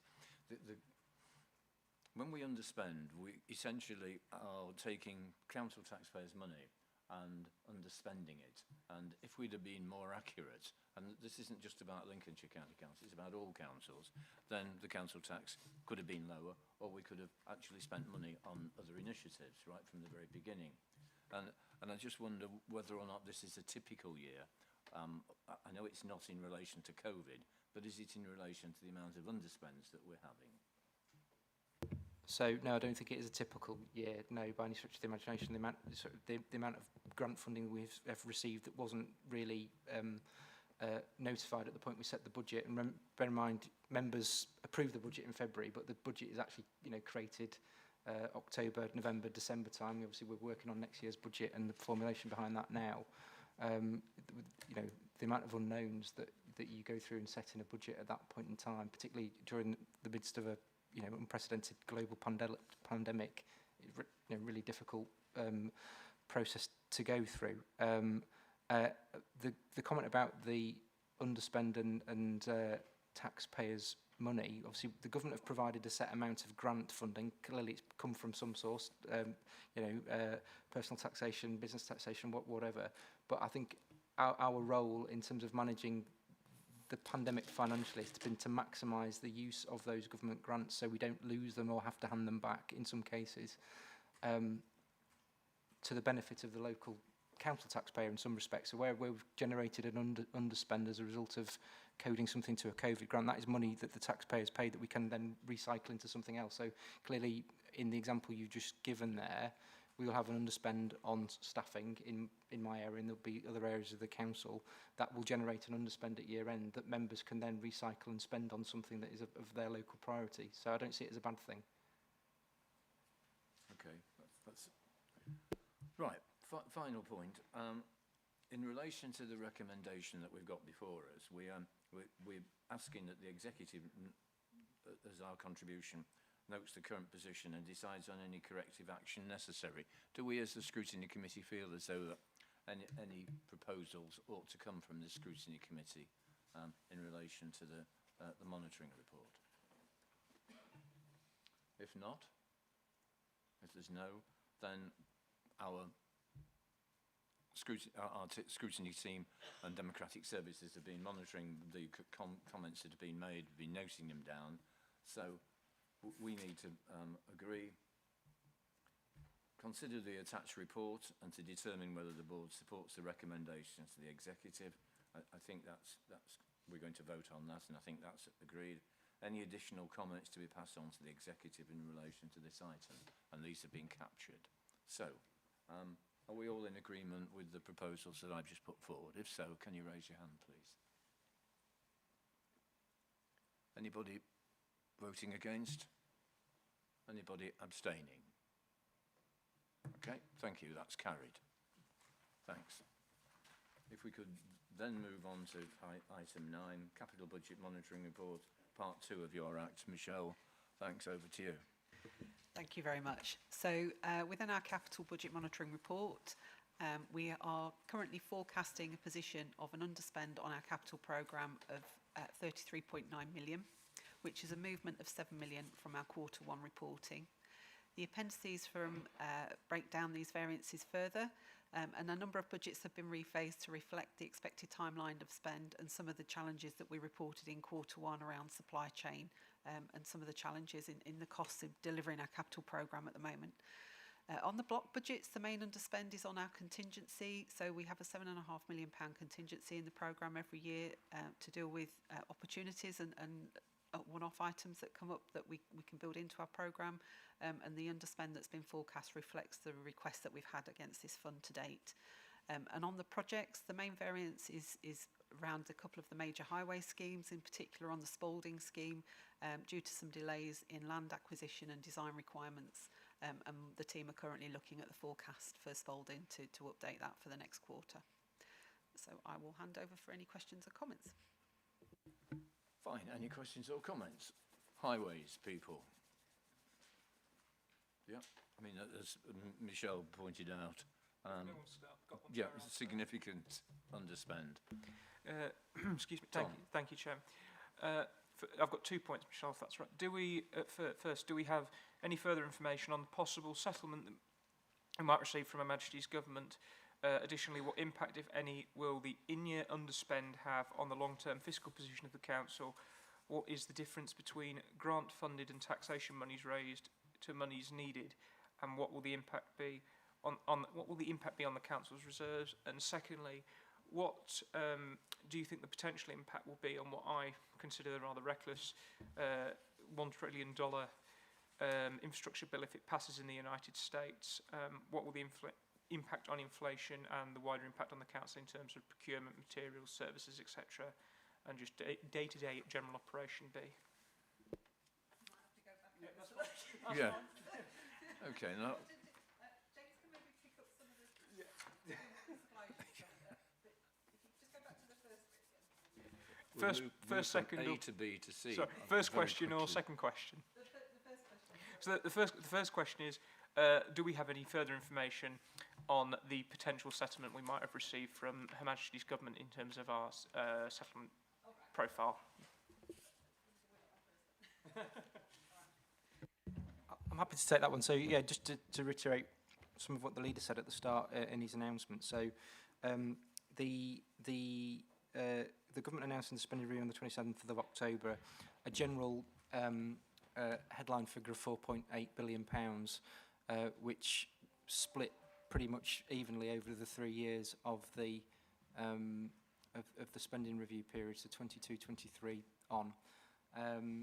Now, there were some specific funding announcements within that around supporting families, cyber security and what have you. And so after that, the annual split's about £1.4 billion. So, which, as the leader said, is good news on the face of it. Typically, we receive about 1% of a national funding announcement in current times, which would equate to about £14 million in that instance. However, you know, as we've talked about in previous meetings, and during previous sort of budget strategy reports as well, numerous cost pressures on the table. So we know that our sort of current run rate for adult care pressures is of the region of about £7 to £9 million a year. You'll have seen during the spending review announcement that the Office for Budget Responsibility, and that for those of you who were on the training as well yesterday of Treasury Management, inflation to peak around 5% next year. We typically see, cost inflation over the last few years has generally been sort of the region of about 1 to 2%, so quite a sizable difference in terms of pressures that are coming through. We also know that the government, whilst local government employees aren't covered by things like the public sector pay freeze, they do one generally follows the other. The Chancellor also signalled an end to the recent pay restraint as well. So add all of that together, and that money, new money, doesn't go very far. Looking ahead, the Secretary of State for local government, Michael Gove, has recently started to indicate a potential move away from things like the localised business rate system. That would naturally open the door to potentially the fairer funding review, which we've been talking about for a long time now, at least 6 years, I think, coming back on the table as something. And the challenge then will be, how does the maths of that all work? As a county, we've lobbied for many years for a fairer funding settlement, given our rural and sparse nature. But there's now the complication, I guess, of adding the maths between deprivation in parts of the country compared to rurality and how all of that feeds through. None of that detail is known yet because the government still haven't consulted on the distribution methods. So that'll be the next stage to go through in that one. But where the leader talks about a potential one-year settlement at the start, we'd expect that to start to move pretty quickly now, and hopefully there'll be some more that we can share with members in this sort of meeting in due course. So I think that's answer for the first question. You also talked about reserves as well, and I'll just throw something in about reserves as well, because I know that the government have recently been talking about council's reserve levels as well. So again, how that might impact in a fairer funding distribution formula, we don't know yet. But it's something that has been on the government's radar recently in terms of general levels of reserves, etc., etc. So again, another one to watch. Yeah. Please, Michelle. Yeah.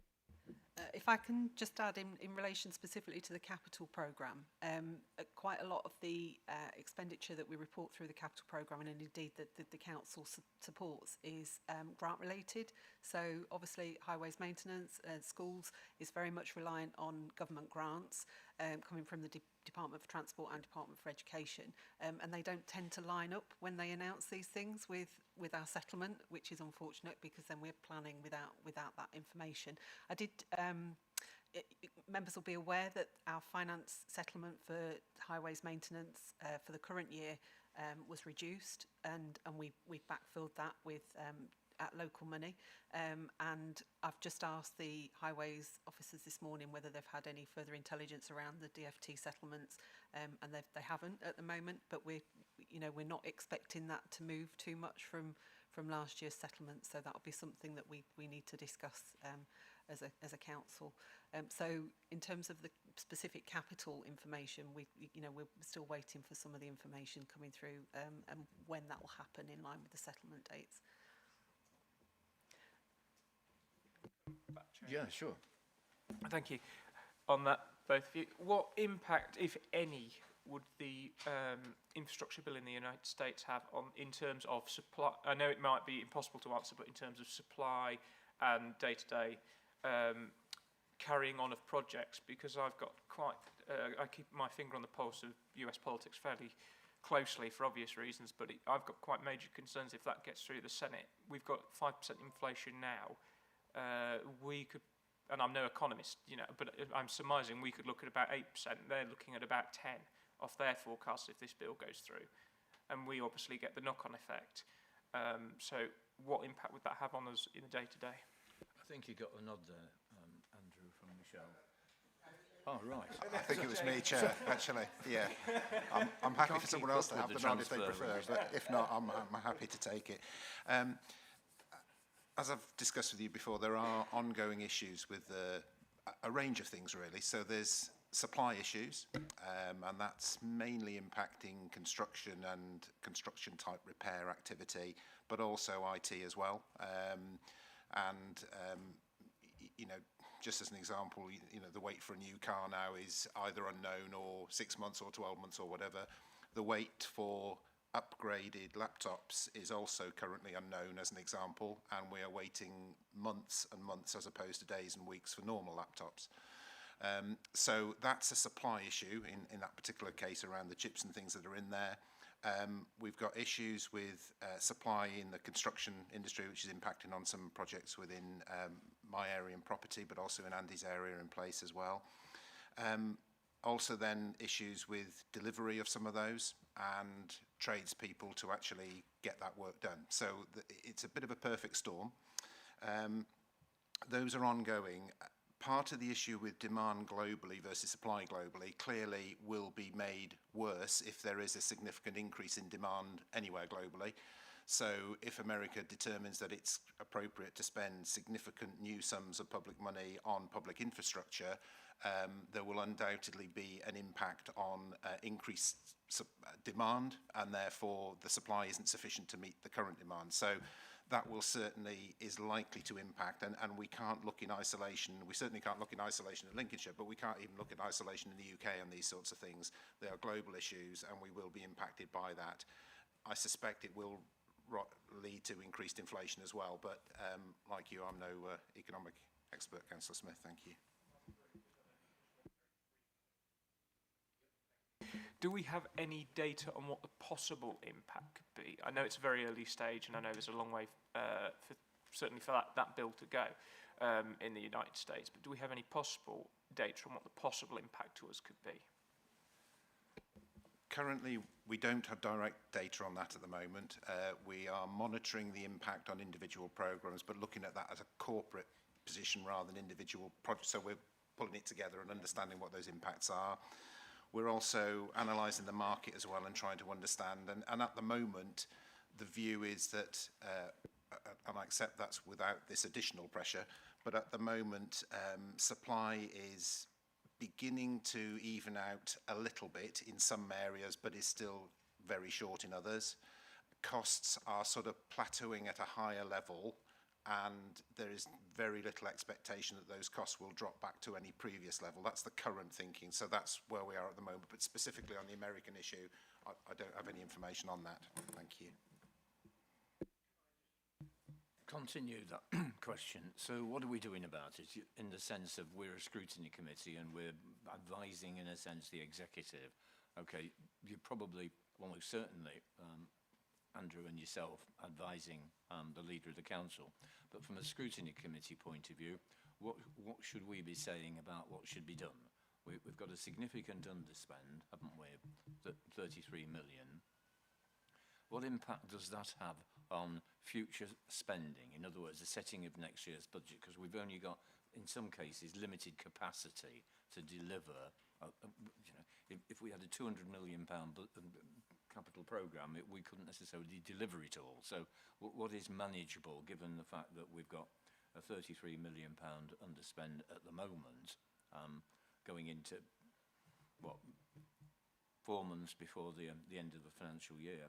And in relation to the question that Tom asked, is there anything that we can do or recommend to the executive as a way of protecting service delivery?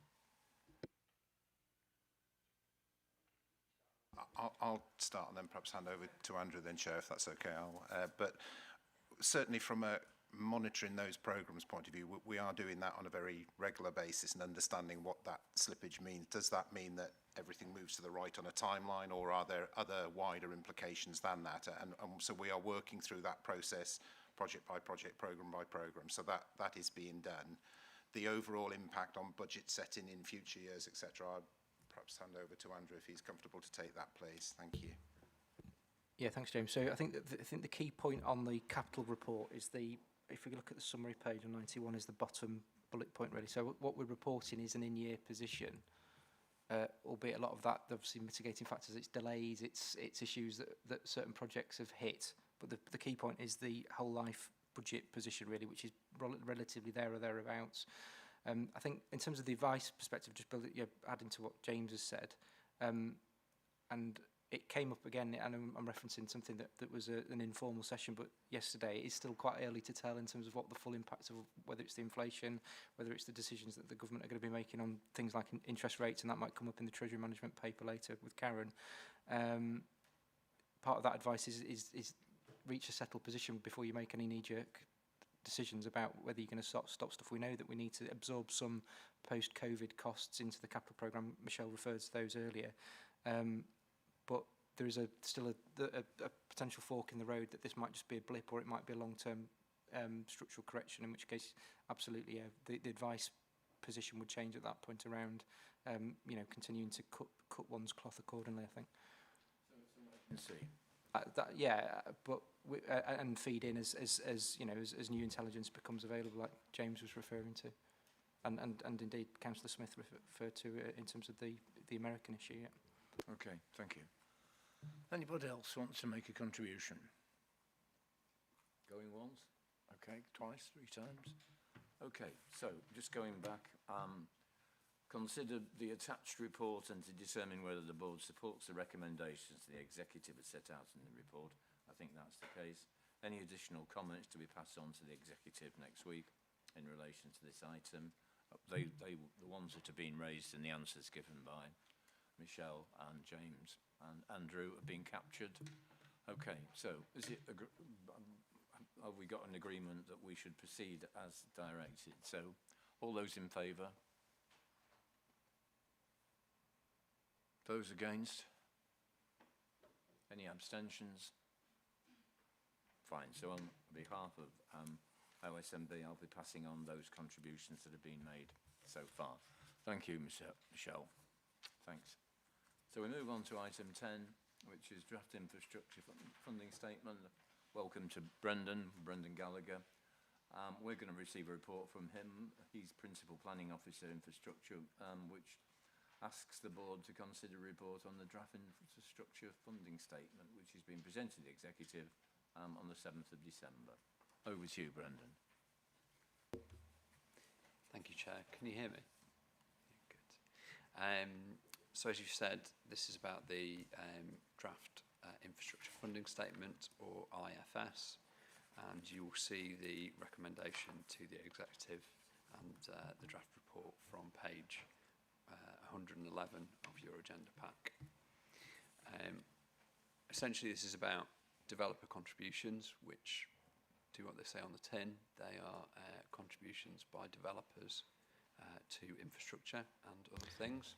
Excuse me, Chairman, I'm afraid I can't hear back here. Thank you. I'll go back. So this is essentially about developer contributions, which do as they say on the tin. Developers contribute to infrastructure and other items. I won't take for granted that members and other attendees will know the difference between some of these forms of developer contributions, and you will see on page 112 of the pack that there are 2 paragraphs towards the top which explain a little bit about planning obligations, also termed section 106 often, and community infrastructure levy, often termed SIL. Moving to the IFS itself, from page 118, you have a table of contents there. I should say that this is an annual requirement now to prepare an IFS, and you will recall a meeting around a year ago when we looked at last year's IFS. Last year we did not have a foreword, but we took some of your comments on board, and this year have prepared a foreword which gives some further explanation to potential readers of the IFS as to what it's about and what some of the key issues are around this agenda. There's also an introduction which is more detailed than last year's introduction was, and then we get into the main part of the statement, and there are 3 parts to it. So there is a statement on future SIL, so that's future looking. There is a statement, a SIL report which is looking at the previous year primarily, some information on other years, but primarily the previous financial year 2020-21. And then there is the Section 106 report, which again looks backwards to 2020-21 and some information on other years. In addition, we can optionally add information into the Section 106 report on highways agreements. So we have chosen this year to do that, and I'll touch on that briefly in a moment. Finally, in the pack, you have Appendix B, which is some draft web text. Again, that picks up on some of the comments last year about explaining the IFS to the public, potential readers of it. So similar text was used last year when we put the IFS for last year on the website. And we've looked at that text again, and as I say, that aims to explain the process a little bit. Moving to the forward, this is essentially about housing and other developments in Lincolnshire, which I'm sure you'll all agree are essential to promote our economy and to ensure that communities thrive. It's about ensuring that growth and development in the county come with the relevant investment where that's possible, and the relevant facilities and infrastructure where possible. And the report and the statement aim to promote visibility of this process.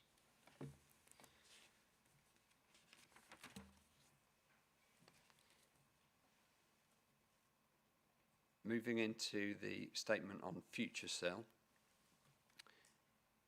you may want me to pick up in discussion the arrangements around central Lincolnshire, 3 districts in central Lincolnshire, which are the City of Lincoln, North Kesteven and West Lindsey. They are the only 3 districts in Lincolnshire that have moved forward with SIL. So a lot of the information at this section of the report relates to those 3 and relates to the funding of the Lincoln Eastern Bypass. So I can pick up a little bit more on that discussion. The SIL report is fairly straightforward, and the big headline really is to say that for the relevant financial year we got nearly £700,000 of SIL receipts given to us by the relevant districts, and that was used to pay back the investment in the Lincoln Eastern Bypass, or pay back some of the investment in that. The Section 106 report then has several items related to Section 106 as mandated to us by the regulations, and it has this optional information that I mentioned around highways agreements. So that's the very final paragraph of actual text related to highways agreements on page 1, 2, 3. We then have 4 tables relating to Section 106 and highways agreements, which are relatively detailed and I do not propose to go through. So that concludes the information that you have before you. I'll hand back if that's okay. Anybody want to make a contribution? Anybody want to ask anything? Tom. Thank you again, Chairman. Brandon, what do you think the impact will be long term for the council when the legacy applications are out of the system that weren't still chargeable? How much, roughly, shall I say, in a given year, do you think the council would benefit from SIL receipts from the 3 districts where it's imposed?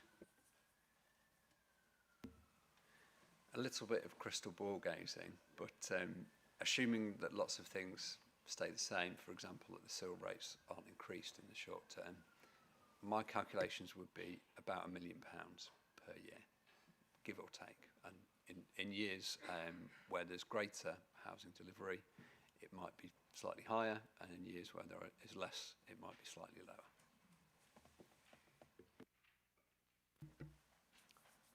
Anybody else? Jackie.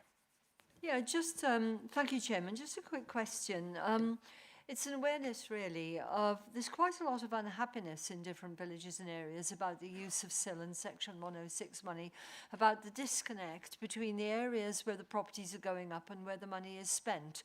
I've been at more than one parish council where they've been extremely unhappy to find that they're going to have building and that the money is going to be spent in a completely different area of the county, perhaps providing facilities that that particular village or area doesn't have themselves. And I wonder if there could be more engagement over this. For instance, there's one here in Netleham, building off Deepdale Lane, and it goes to Monks Abbey Primary. And you think, why? You know, Netleham needs facilities. I know I'm giving a specific example here, but it is relevant generally. Their services are being called on more extensively, more crowding, the school, etc., needing to get the children in, and yet the money is being spent elsewhere.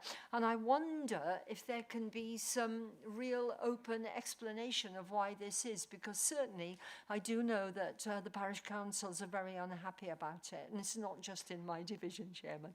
Thank you.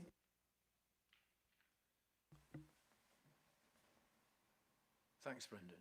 Perhaps you could actually build the case from the bottom upwards as to Yes, how a figure is calculated and then allocated. It's a complicated picture, so we have both processes, SIL and Section 106.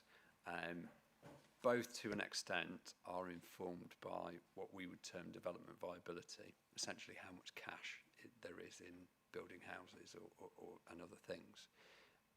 As you will know, in Lincolnshire, house values are not particularly high, therefore there's a relatively limited amount of money that any authority could take from that.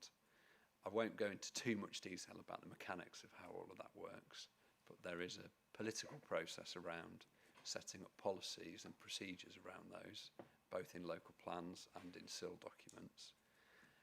And then there is a process around determining planning applications and signing the Section 106 agreements that will follow. I wonder if it would be helpful to pick up the particular example about the school and continue a little bit with that. I should say as well, thanks to colleagues in education and particularly in transport, because education and transport really, that they are the main areas where we secure developer contributions. And colleagues have given me a lot of information to go into this report. It would be difficult for me to go into too much detail about what went on with that particular case, because that would be known in more detail by education colleagues. However, I do know that they will deal with those things on a case-by-case basis. They have a very thorough process of looking at what capacity local schools are at, how local schools could be extended, those kind of considerations, and they will seek contributions on what is felt to be the best evidential process. So I hope that makes some sense. Chairman, could I just come back briefly? Thank you ever so much. I really wasn't meaning to ask you to go into detail about the education. That was just an example. It's just the idea that the buildings go up in one area and that area gets no benefit when they have the same need as another area that is awarded the money. And that is seen as very, very unfair. So, you know, maybe I could have some detail. There needs to be transparency around the process, and certainly I know that at least 2 parish councils I deal with would be very grateful for greater detail about why those decisions are made and how they're made. So that would be, I do understand you can't talk about specific education facilities, and that's not really what I wanted, but it's the generality of it. Thank you.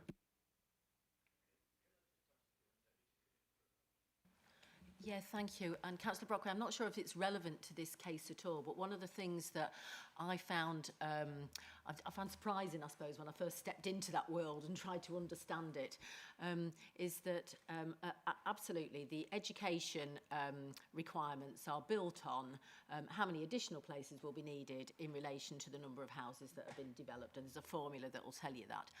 However, statutorily, we have to take into account the number of children who are not local who go to that school.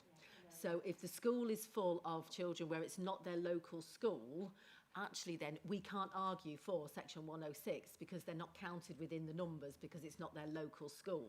Now, I don't know if that's relevant in that case, but it is one that I think is incredibly difficult to explain to head teachers and communities and parish councils, because they're saying, my school's full, I need more places, and we're saying, but it's full of children who it isn't their local school for, therefore you can't expand, and that is often a difficult message. Right. Hugo. Thank you. I suppose my question really is, do we have a reserve pool? Because I've got a village where, in effect, there's a mess, and the people wanted a cycle and footpath connecting to a load of new houses that were given planning permission, and it still rumbles on. We haven't really dealt with it as a council, and they're now looking at all options, and I just feel that, how did we miss it? Why was it so bad? And I think sometimes we don't consult enough to parish councils on actually what they really want. We sort of tend to sometimes say, right, we go to the school, we go to the health, and we ask them, but actually it's sometimes the little things, that public footpath that connects that new bit to that bit, that cycle way. Instead, and this hasn't happened, and I will name it, it's Holton le Clay, and it just goes on and on and on. And it was missed, and it now needs rectifying, and it's like, well, we'll wait till the next development comes. Well, actually, why do we have to wait? You know, it should be something that, it's easy. We put down footpaths. So actually you've got all these kids now bombing along on a main busy road, which really isn't ideal.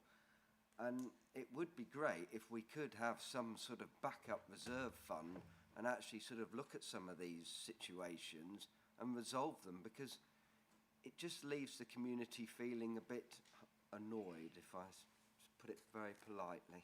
Thank you. Okay. Do you want to comment, or that was just a Yes, statement? yeah. So I think I understand the question correctly, do we have a reserve pool? Lincolnshire County Council, as an organisation, simply no, because we ask for Section 106 through the district councils when it's required. SIL is a little bit different in that it's forward-looking. So, in a sense, there is reserve pools around SIL. I was desperately trying to look which district Holton le Clay is in. I believe it's in West Lindsey, is that correct? Yes. So East Lindsey, not West. In that case, East Lindsey does not have SIL. So, but let's assume it were somewhere else. If East Lindsey had SIL, then Holton le Clay Parish Council would get a percentage of SIL, 15% by default, potentially 25% with certain other conditions. So in that instance, then that parish would have its own reserve pool to do with as it sees fit. Can I just come back in? Can we as a council, with all these new funding arrangements for communities, in effect, if I put it politely, scrounge a bit off to create a reserve fund to rectify these little issues and actually create a pot to deal with it? Because that's always the thing. We never have enough money to then deal with these things. And I'm not talking about the big ones. The big ones always get sorted out. It's those little community ones where, in effect, people could then sort of come back and go, you've missed this, and we can just get on and rectify it and just hold a small reserve, just create a small reserve fund specifically for these situations for the community. Right, I mean, there is a point to be made that if it's missed, then it just becomes an ordinary scheme that gets either transport approval or not. Sorry, highways and transport approval. I mean, we have got a system, haven't we? If you want to see a footpath done, then you put a bid into the highways and see how it goes on. This is bypassing that normal scheme, isn't it?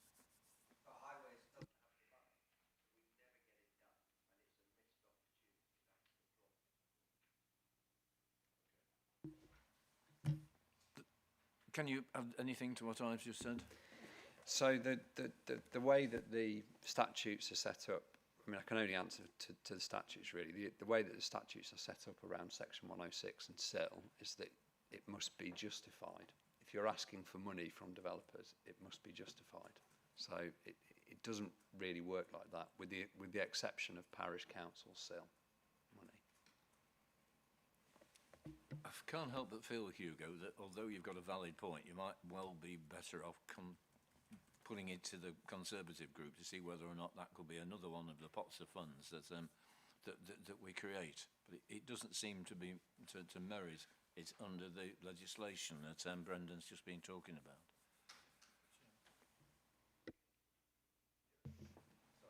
Yeah, Richard. Thank you, Chairman. It sounds like, well, two points really. Was one, is there a reason why East Lindsey don't do SIL?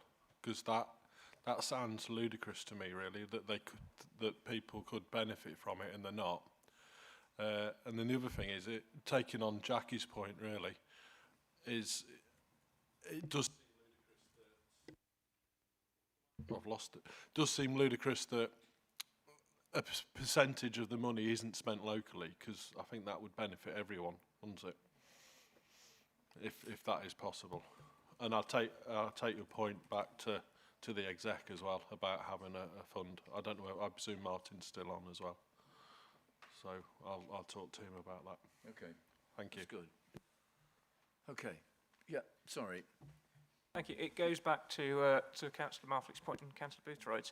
As Brandon's alluded to, the issue is how the legislation is set out. It doesn't allow you to do that. The only way that we would be able to do what Councillor Marflick is talking about outside of if East Lindsey charged SIL is if we at the County Council put another pot of money up. So the question is, do we have the finance to do it? That's a question for the executive, it's not a question for here. I share the concern that Councillor Brockway's raised and Councillor Marflick. There's in the parish where I'm a parish councillor, there is a very well-known case of the Caister Road development and a large chunk of money going to the neighbouring parish, or most of it, which has caused a lot of upset, but that relates to Section 106. So there are issues with both elements. I'm not learned enough on how the Section 106 side of things work without having the formulas in front of me to go into that now, but I'm well aware of the issues raised. It's whether there is the finance at county for us to do those, as you say, those smaller jobs, but that's obviously a decision for the executive. Yeah, I mean, yeah, I was just going to say, yeah, Rob. Thanks, Chairman. Now, I seem to recall, it may be a false memory, but the share that parishes receive is somewhat dependent on whether they have a neighbourhood plan. And I was just wondering if you could just clarify that for members, perhaps. Thank you. Yes, so without a parish plan, by default, just for SIL, this is not for Section 106, primarily for SIL, well, only for SIL, they would receive 15% of revenue within their parish area and would go to the parish council. However, if there is a parish plan, they would receive 25%, so you're quite correct. But that's only for SIL. Yeah, Hilton. Thank you, Chairman. I agree absolutely with Hugo, and I would suspect every councillor in this hall has one of these griping little issues that something's not finished and such like. And so I do agree with him, and I empathise with him entirely. I know the law is set out, but I don't entirely agree with Thomas. The law is there, and it is set out, of course it is, but it's there to be interpreted. And it's how the law and the rules are interpreted. And there are different ways of interpreting the rules and the law. And to that extent, you'll be pleased to know, Councillor Parker, probably the first time you and I have ever agreed about anything is the fact that this perhaps ought to be referred to the Conservative group. And if Councillor Marfleet refers it to the Conservative group, I would be more than happy to back him up on it and to see if something can't be done perhaps with because it sounds to me Brendan put a very fair and correct case, but it struck me, I just saw myself, no disrespect to him entirely, I just thought this is just red tape. It's just red tape stopping something being done in the community. I'm sure he would disagree with that, but it's how you interpret the rules, I would suggest. And I think we could perhaps look at the rules in group, and thank you for the advice on that point, Councillor Parker. And if my friend Councillor Marfleet brings it up, I shall certainly back him on it. Thank you, my friend Councillor Parker. Martin, Councillor Hill, I think, given the fact that it's been... Yeah, just to remind members, well, certainly tell new members that we did, one of the rolling scrutinies last council actually did look into this issue, and there were some recommendations that then went into for the portfolio holder to consider. So I think there is that report, and I think from my perspective, I was hoping it would address some of these issues about local receiving of a share of the developer contribution. So I think it's useful to know that if the whole county went on to SIL, which is, I think, well, we don't know with the new planning, what the new planning regime will say, but if it's SIL, it seems pretty straightforward, doesn't it? So there's the issue of what we do, what happens with the rest of the county, and I think you've also got to remember there are a lot of permissions being given, which were some time ago, and some of the issues arise from the building out of planning permissions, which have been given some time ago, and it's then you can't then unpick what was agreed earlier. Thanks for that, Martin. Okay, I've just been advised that there's an update on developer contributions coming to our next meeting. Okay, next meeting of OSMB. But while we've got Brendan here, I've got a question to ask, but I'll wait until Councillor Hill, sorry, Phil. He's better looking than me. Thank you, Mr. Chairman. I've got loads of griping big issues in my ward about highways. I'd be happy to take them to the Conservative group or any other group if it would get some action on them. The other issue I just wanted to sort of raise was looking down the list, and I do sympathise with Jackie and colleague Hugo, on getting these things done. But it's the cost of some of them, and I look just on my my ward is mentioned just once on page 125, and it's the cost of moving a speed limit. I'm pleased that it is within my, it's about a development that was right where the buses go, but it's just the cost of moving 2 posts. Was it £4,628? As a colleague in my parish council said, well, next time they want any moving, give me a shout and I'll do it for half that.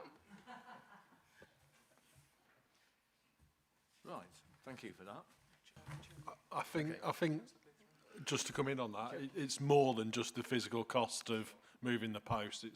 It's all the legal side as well, isn't it? And the changing of the legal limits. So yeah, it does still sound expensive though, doesn't it? Just briefly, and thank you for that, Richard. That speed limit is going to have to be changed again before too long, because there's a further development coming next door to where the existing one is.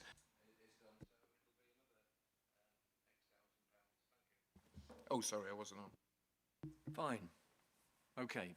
Good discussion. Thank you, Brendan. I've got a final word, and well, I'm interested in knowing something that hasn't happened yet, may never happen if some people have their way. But if we take something that isn't part of SIL, but Section 106, so it's in East Lindsey, we've got a very, very, very big development potentially on the cards.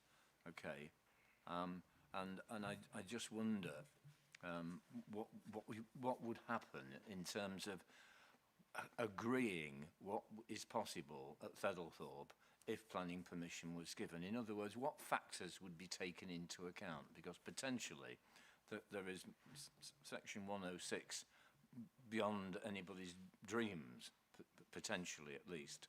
And I'm not starting a hair running, but I'm just interested in the process that determines what's in scope and what's out of scope.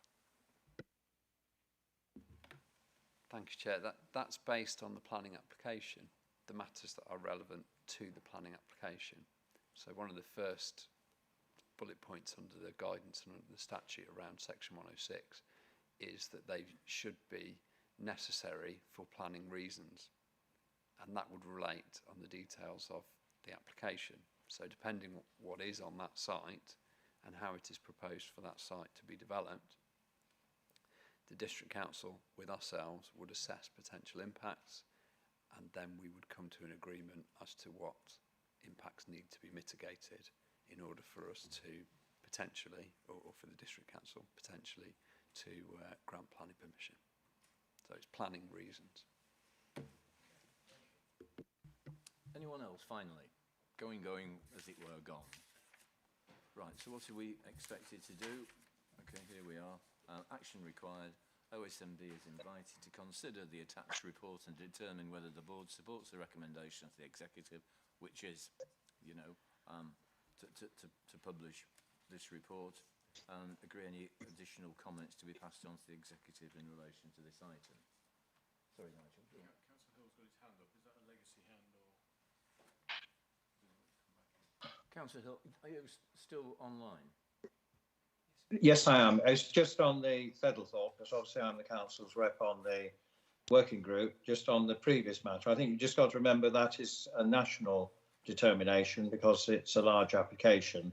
But, you know, so that there will be, which I have no idea what they are, there will be some rules and regulations around developer contributions.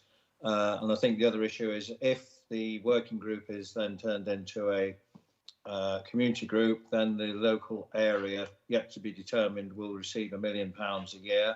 And then if it gets as far as boreholes being drilled, then that rises to £2 million a year. So, and again, I mean, I can find out for you that how that will be distributed.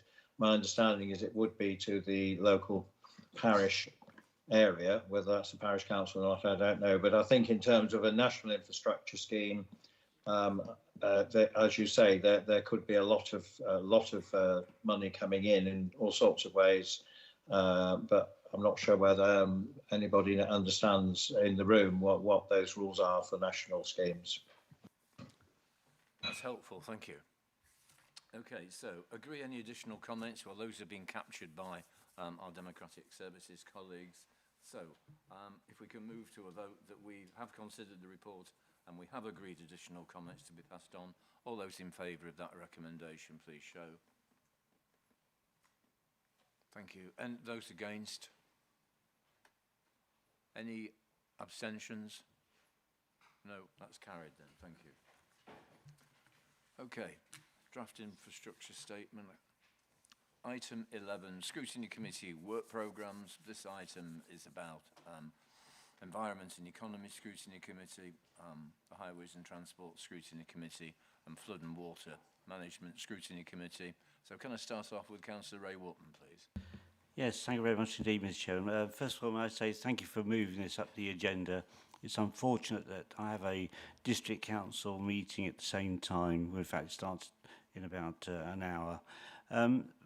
For the record, Mr. Chairman, may I thank officers of the Environment and Economy Committee and also members of the committee for their support and contributions so far.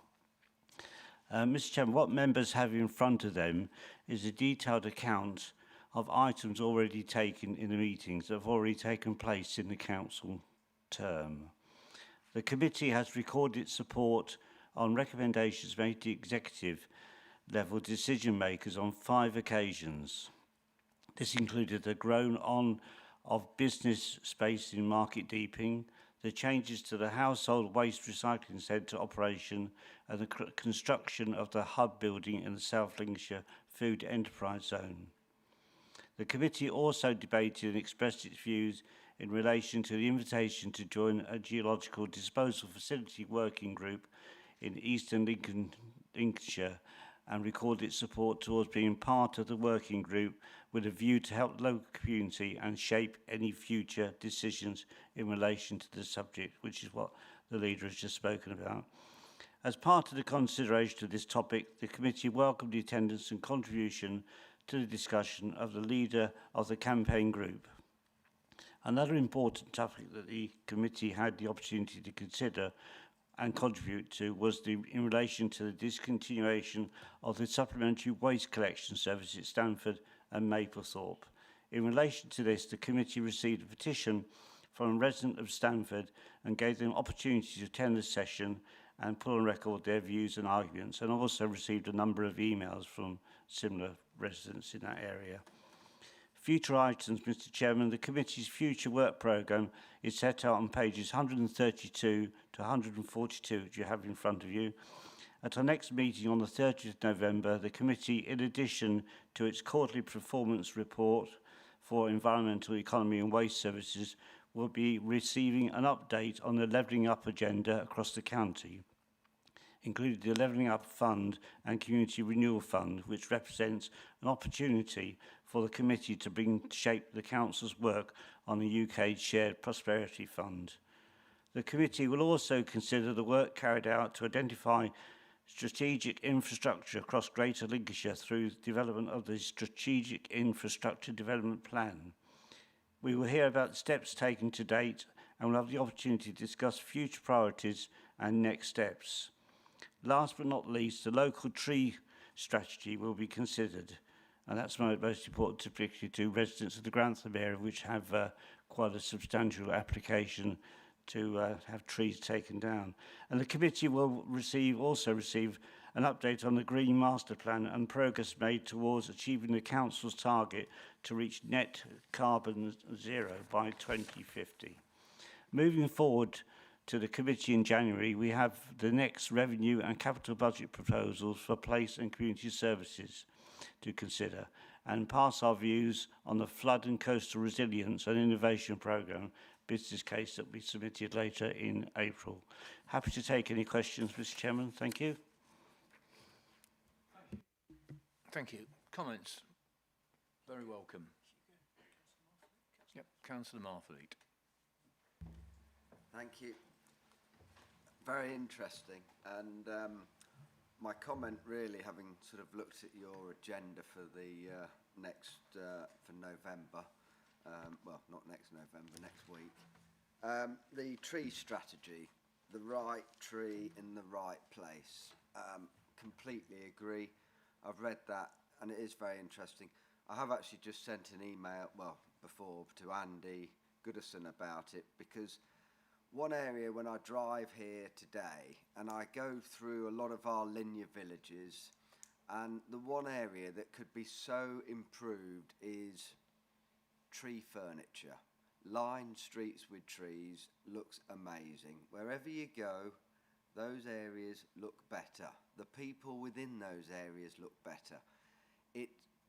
It diffuses street scenes, and you know, in some areas I go and I see some of the sort of houses that are just slammed up.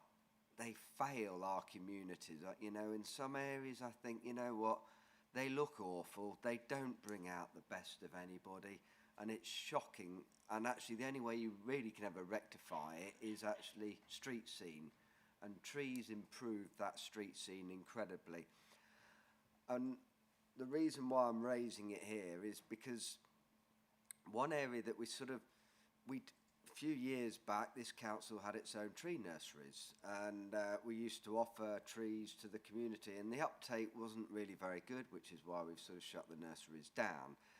And I think it's often because of the fear that people then go and put a great big oak tree in the street and of course block out all the light and all the issues that go with that.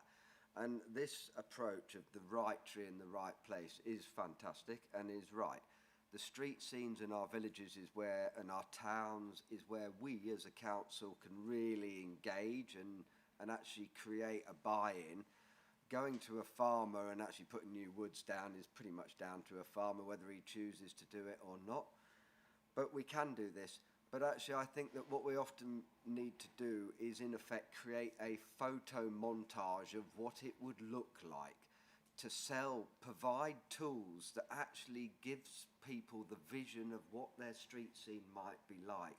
And you take a lot of our linear villages, you know what, if you put more trees up, it would slow people down, it would make people appreciate those villages, the people within the villages are happier, and it is the right tree in the right place can transform. And if we can bring in tools like photo montages so people really got behind it, I think the uptake would be enormous. And I think, you know what, on this one, I mean, I like my trees, and I do think that actually if we get behind something like this and really drive the agenda, we will actually transform rather than it just being a strategy. Yeah, thank you, Chairman. If I could comment on that, please, because Just before you come in, sorry, I'm going to speak in support very briefly. And it's not just villages, it's the city and towns as well. Because particularly in the suburbs, there's nothing that transforms a suburb more than trees, particularly where there's a lot of traffic going through. Yeah, thank you, Chairman. I mean, I'm lucky tomorrow I'm driving up to Louth. I mean, such a beautiful part of Lincolnshire through the Wolds, and I take great pleasure in looking at the villages as I drive through. In Grantham, we just had an application for 480 homes to be built.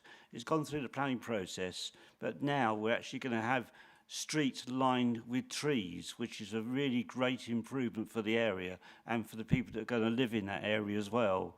And I mentioned earlier on the 40,000 trees are going to be taken down on the Prince William Gloucester Barracks, and hopefully they're going to be replaced somewhere else. But we need trees. Trees gather oxygen, trees breathe. And also, I'm really passionate about trees as well. And I think that this item on the agenda will create such an interest and be good for this county. I understand that each tree is going to be, there's going to be one tree for every member of the population in Lincolnshire, which is good. Thank you. Thanks. Anybody else want to contribute? Richard, and then Rob. Thank you, Chairman. I was interested to hear about the nurseries, actually. I wasn't aware of that. And I just wondered whether there's an opportunity to tie in with county farms, really, and see if there's something we can do, whether it's probably cheaper just to buy the trees from somewhere else rather than to grow them. But I just wonder whether there is a link there that could be looked at. That was all. Chairman, if I could just come in there, the Woodland Trust, which is based in Grantham, have plenty of trees to give away. So there are trees everywhere. Thank you. Rob. Thank you, Chairman. I just want to say that when the idea was proposed some months ago of having the tree for every resident in the county, several of the parish councils in my division were very interested in taking part in that. So I think there's going to be a lot of interest across the county for a tree planting programme. Thank you. Thank you. Thanks. Anyone else? If I could just take a brief moment to include yourself and probably Councillor Hill as well. But I'm interested in knowing about the £96.1 billion integrated rail plan and what impact, if any, it's going to have to benefit Lincolnshire. I'm aware of the new flat level crossing, okay, which is going to be replaced, but I wondered if you knew anything else about whether Lincolnshire is going to benefit from the integrated rail plan. Chairman, I don't at the moment. Could I refer that to Brendan or to Vanessa to answer? Thank you. Anyone that can help. Thank you. Yeah, well, as far as somebody else coming in, sorry. Okay, you first, Martin, then Vanessa. Yeah, Vanessa's probably knows much more than I do in detail. So as you said, there is no direct mentioned in the IRP. I don't think there's any anything within Lincolnshire, but the biggest benefit will be as yet unspecified upgrades to the East Coast Main Line, which obviously will benefit Lincolnshire. And there's hope. And there was mention of Newark, and of course what they mean by the sorting out the crossing there, where, you know, as we all know, you have to walk across or get a taxi across Newark and go from one railway system to the other. That was mentioned, but I suspect that will be very expensive. So, but everything else is not directly affecting us, but indirectly, like the electrification of the Midlands Main Line, and all these things will probably divert some traffic away from the East Coast Main Line, which is the main one. But the branch lines, as I'm aware, there's nothing in the IRP for us. But I'll hand over to somebody else. Vanessa. If I might just add to those comments, I think we've done quite a lot of work on rail infrastructure recently, particularly as part of the work for the local transport plan, which is currently out for consultation. And within that, we identify a number of priorities around rail for Lincolnshire. And I think probably what's interesting for us to think about is that all of those priorities in terms of capital infrastructure sit outside of the county often. So Newark Flat Crossing, East Coast Main Line really sit as those constraints for growth and development for the system within Lincolnshire. Although the detail, as ever, is yet to come out, and it's something that we're working hard on with Network Rail colleagues at this time. But if we can see improvements both out of King's Cross in terms of the East Coast Main Line, but in terms of the line itself, and Newark Flat Crossing, they would be significant improvements for Lincolnshire over a significant period of time, I would add. That's great. Thank you. Fine. Thank you. Briefly, and then we can move Thank on. you. I will be brief. I will be brief. It's just to declare an interest, because it's possibly not on my DPI. I'm now on the Transport for the North Board, which I couldn't make yesterday, but that was discussed there. So things are moving, but I thought it was important that I declare that.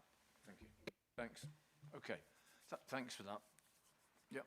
Thanks, Ray, and hope your meeting goes well in Grantham. Thank you, Chairman. Thanks. Right. The next one is is the Environment and Economy Scrutiny Committee. You've just done that, Chairman. No. I believe. Well, that was Highways and Transport, wasn't it? No. Environment. Okay. Highways and Transport Scrutiny Committee. Yep.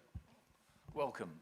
Yep. First meeting. Thank you, Mr. Chairman. Before I begin to give board members a flavour of the Highways and Transport Scrutiny Committee work programme, as that is shaped up until this point in the council term, I would like, Mr. Chairman, to take the opportunity to send my sincere condolences to the family of Councillor Bob Adams. Councillor Adams had been behind the steering wheel of this committee since May 2019, and before that he was a chairman and vice chairman in other committees since his first term of office back in 2013. Councillor Adams was proud of Lincolnshire, its history, heritage, and of the people who live in the county, and made every effort for them to be proud of their county too. Bob was a fountain of knowledge, a shining example of a passionate, dedicated and active elected member of the council. It has been an honour knowing him and having worked side by side to him. Thank you. Moving on to give you a brief account of the Highways and Transport Scrutiny Committee's past activities. These included, among others, the consideration of pre-decision items on the updating of the winter service plan in line with national guidance and best practice, the Lincolnshire Enhanced Partnership Scheme and Bus Service Improvement Plan, on the back of the government's Bus Back Better national bus strategy launched in March 2021 and aimed at improving bus services through an enhanced partnership plan. Further to these, the committee recorded its unanimous support on recommendations made to adopt an improvement scheme at Red Lion Square in Stamford in the last meeting. Looking ahead into the committee's future work programme, at our next meeting on the 13th of December, the committee will receive a report in relation to rail in Lincolnshire, where we will obtain area-specific strategic advice from the Network Rail Strategic Planning Team and update on the East Midlands Regional Railway, as well as an update on the Transport for East Midlands and Department for Transport rail collaboration agreement. In the same meeting, the committee will have the opportunity to debate and make comments in relation to the 5th local transport plan. We will review performance indicators for Q2. The highways will receive an annual report on civil parking enforcement and regular updates on gully cleansing, repair and surface water flooding and for Transport Connect Limited Technical Company. Moving forward in 2022, we anticipate the annual revenue and capital budget proposals for 22-23. We will receive the aforementioned enhanced partnership scheme and plan as a pre-decision item, and will record our views to inform the executive ahead of their decision taken in March 2022. We will have the opportunity to receive reports on street lighting policy and a review on speed limits in Lincolnshire later in May. This concludes my update to the board. Thank you.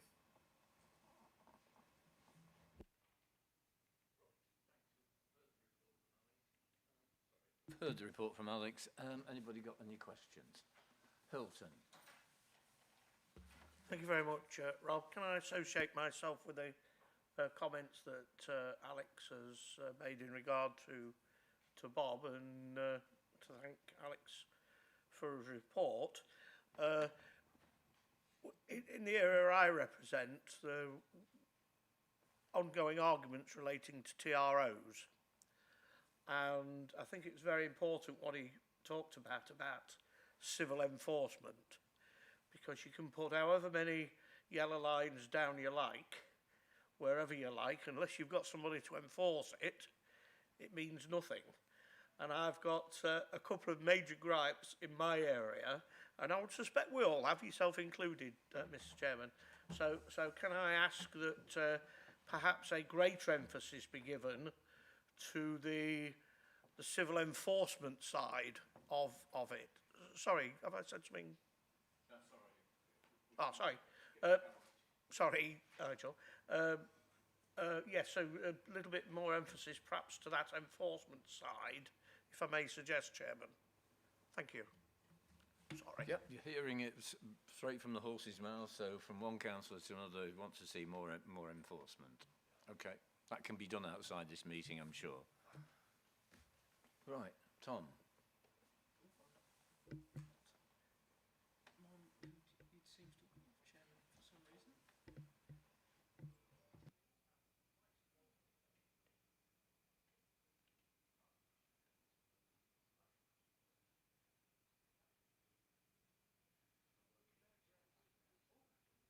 Working now? Yep, now we're working. Okay.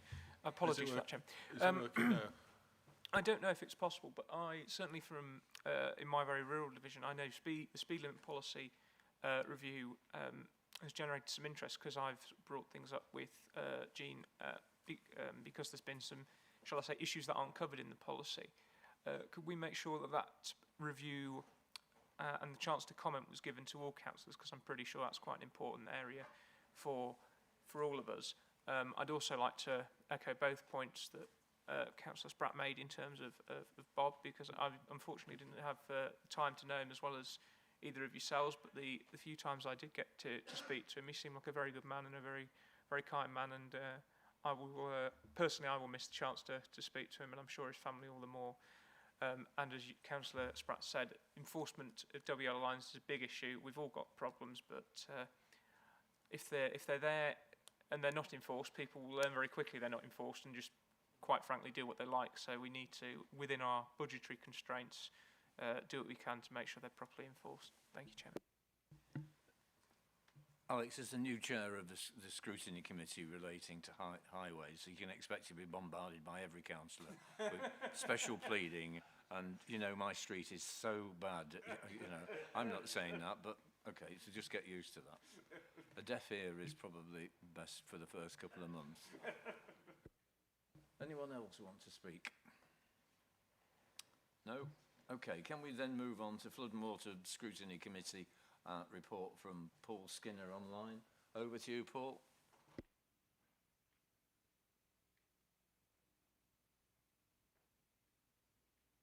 Good morning, Chairman. My camera seems to have been disabled, so you do not have the benefit of seeing me. But Bob Adams was also Chairman of Flood and Water, and I had the pleasure of serving him as Vice Chair. So moving on to the report, as board members can see at Appendix C, the agenda pack, the Flood and Water Management Scrutiny Committee have met twice this year, once informally in June, virtually, and again in September as a formal meeting.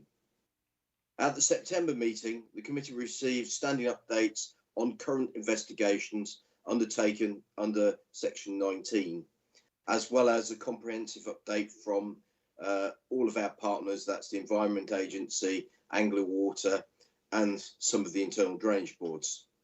The committee had the opportunity to hear about the progress made on our programme of work development fund for drainage investigations and flood repairs, and was reminded of the executive's commitment of a further 2.2 million, 2 million capital and revenue of 200k.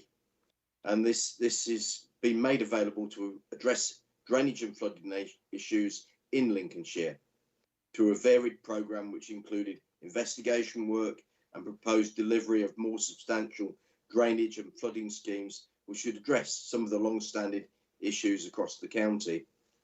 The Section 19 information has also gathered pace. They also collect near misses, so that is really important information, but not just what's reported to county, all of the partners have fed into that as well, so it's really becoming really useful. It is also important to note and celebrate schemes delivered by Flood and Water Partnership, schemes like Stamp End and Digby, which I recently visited. Indeed, last week, the EA's tidal barrier in Boston was used for the first time. Emerging from the committee's discussion in September, officers took an action to look at specific areas of concern in relation to a lack of provision mentioned by the committee in schemes south of the county. Lastly, at the same meeting, were updated by recent work carried out by Emergency Planning and Business Continuity Service with regards to risk of flooding within the county. As part of this update, it was also reported the service was also coordinating with Local Resilience Forum pilot funding project on behalf of the LRF, and this project bid had now been submitted to Department for Levelling Up Housing and Communities. DULC, it really needs a K on the end, I think. It'd be easy to say duck.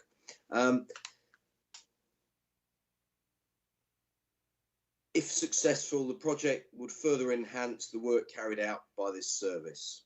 Future items. In terms of gazing into 2022, the committee will continue receiving regular updates mentioned earlier from each of the meetings. That will also include the Wainfleet progress as well. Very keen not to drop the ball on that one. Our future programme also includes receiving a report in the fast approaching November meeting from Lincolnshire Fire and Rescue on the new pumping equipment that's been secured through the lead local flood authority funding, and how this will enhance the FRS capability in dealing with flood related incidents. The committee will be engaged in shaping of flood and coastal innovation programme, and will also be provided with an overview of flood and risk management plans and consultation exercise in advance of formal response being provided by the Lincolnshire County Council. Lastly, we'll receive a report on decommissioning of the Black Sleuth pumping facility in Boston by the Environment Agency. Later in the year, we're anticipating reports and updates on topics such as riparian watercourse and a completed Digby scheme. The coastal adaptation strategy, and we will have the opportunity to foresee and consider the impact of the red diesel ban that will be in effect from April 2022, has a big impact with our local drainage boards. One of the other things that I will mention, that one of our partners, Anglian Water, was presenting Water Resources East at COP26. This was done by the CEO, Peter Simpson. And quite simply, water needs to be treated as a resource and not a problem. This concludes my update, Mr. Chairman. Thank you. Thank you, Paul. Questions? Yep, Hilton. Just a very brief comment, if I may, Chairman, to Paul. Hi, Paul. There was a considerable ambiguity as to whether I was on your particular committee. It was resolved this week after a number of months. So I am on your committee now. Thank you, Chairman. Thank you very much for that, Hilton. We will welcome you and look forward to you. Thank you. Any other questions in relation to this report? Okay.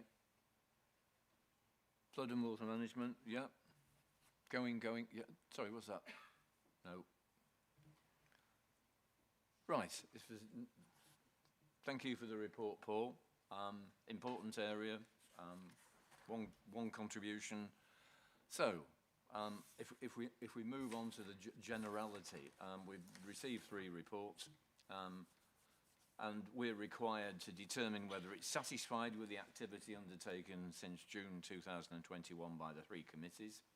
And secondly, we're requested to determine whether it's satisfied with the planned work programme for the 3 committees. I've not heard any negativity, so I presume that that we're all going to vote in favour. So those who do support those recommendations, please show.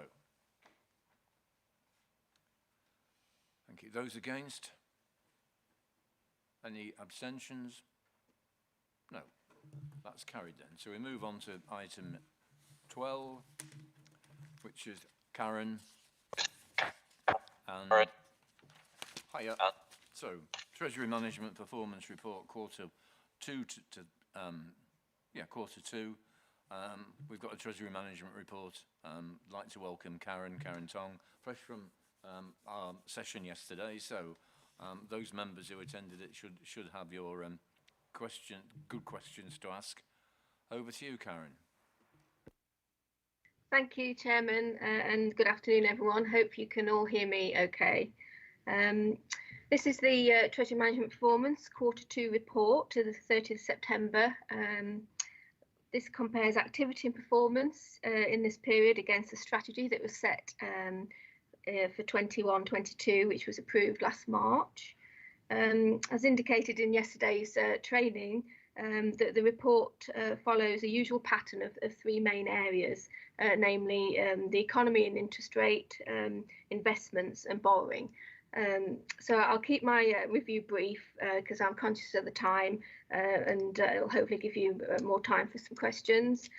So starting with interest rates and the economy, you'll see on the graph, which is in Appendix A of page 159 of your pack, I believe, that the short-term base rate has remained flat over this period. This graph is actually up to the 21st of October at the time of writing the report, not to September.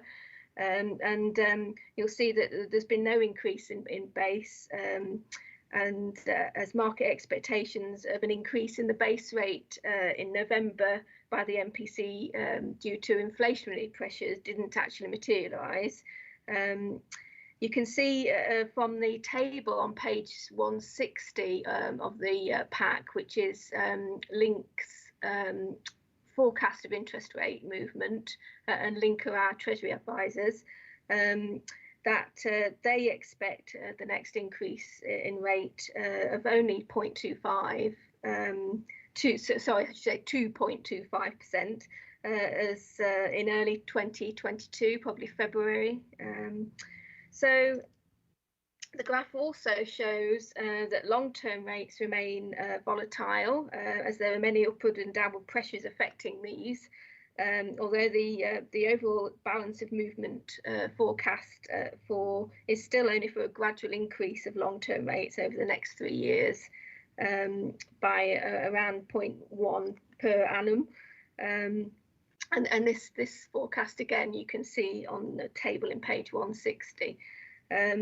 These forecasts are both in line with what was forecast in the strategy, actually, in March. So looking at investments,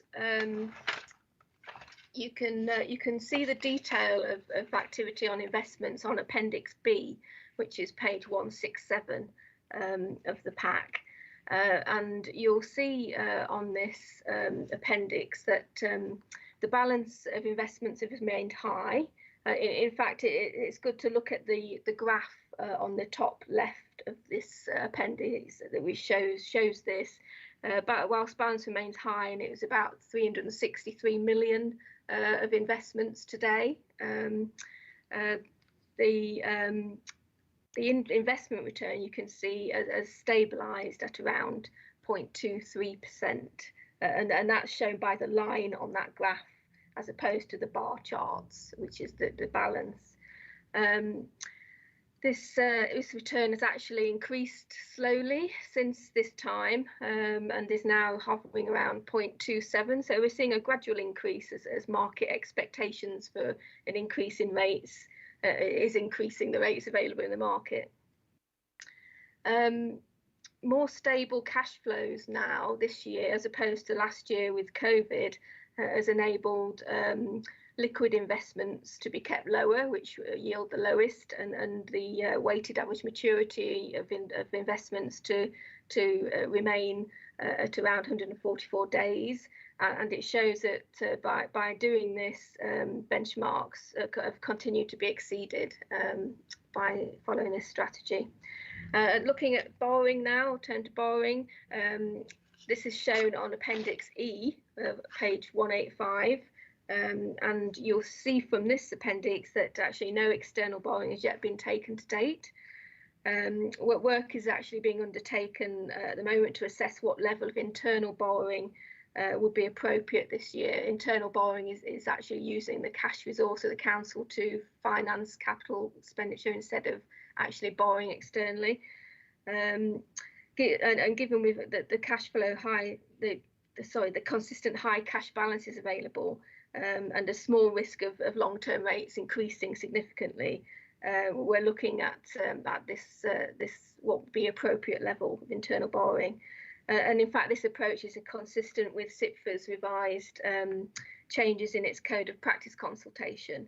And it may be that no external borrowing will be taken this year to meet this year's borrowing requirement as a result. And this indeed was the case last financial year. So following on from this, we expect that CIPFA will issue the revised Treasury Management Code of Practice and Prudential Code in mid-December, following on from the consultation which closed on the 16th of November. And CIPFA have indicated that given the late timescales involved with this issue, that the implementation of these codes could be a soft implementation in 22-23. By that it means implement what you can, given the timescales, but it expects to be fully effective the year after. And so just one last point regarding the training that was issued yesterday. I hope that those in attendance found it useful. It is your sort of only opportunity to become confident with Treasury management as members of the Scrutiny Committee. So I would just seek your feedback really of those who were there to well, what you thought about it and how you think we can improve it. And I know that we had some problems with the IT and the connectivity, which didn't help, but any feedback would be welcome. So I'll hand over now to for any questions. Thank you. Yeah, fine. Yeah, questions, comments on yesterday, for those who went? Yeah, Tom. Thank you. It's not a comment on yesterday, but what is the expected timescale for interest rates to change? Because as was discussed at the training yesterday, the current state of things, again, I'm no economist, but the current state of things seem very untenable with inflation increasing and low interest rates. Something's got to give soon. The Bank of England, to be blunt, haven't been overly helpful in how they've dealt with it, with the speculation of them going up and then not. Do we have any idea when they may go up and by how? I know it probably won't be much, by maybe 0.5% or 1%, but do we have any idea at all? Thank you. Yeah. Comments?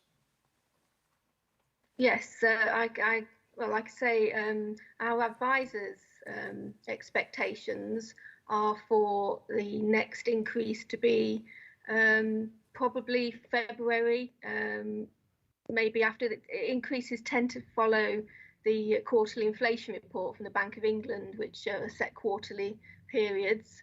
Not always, but they tend to follow that pattern.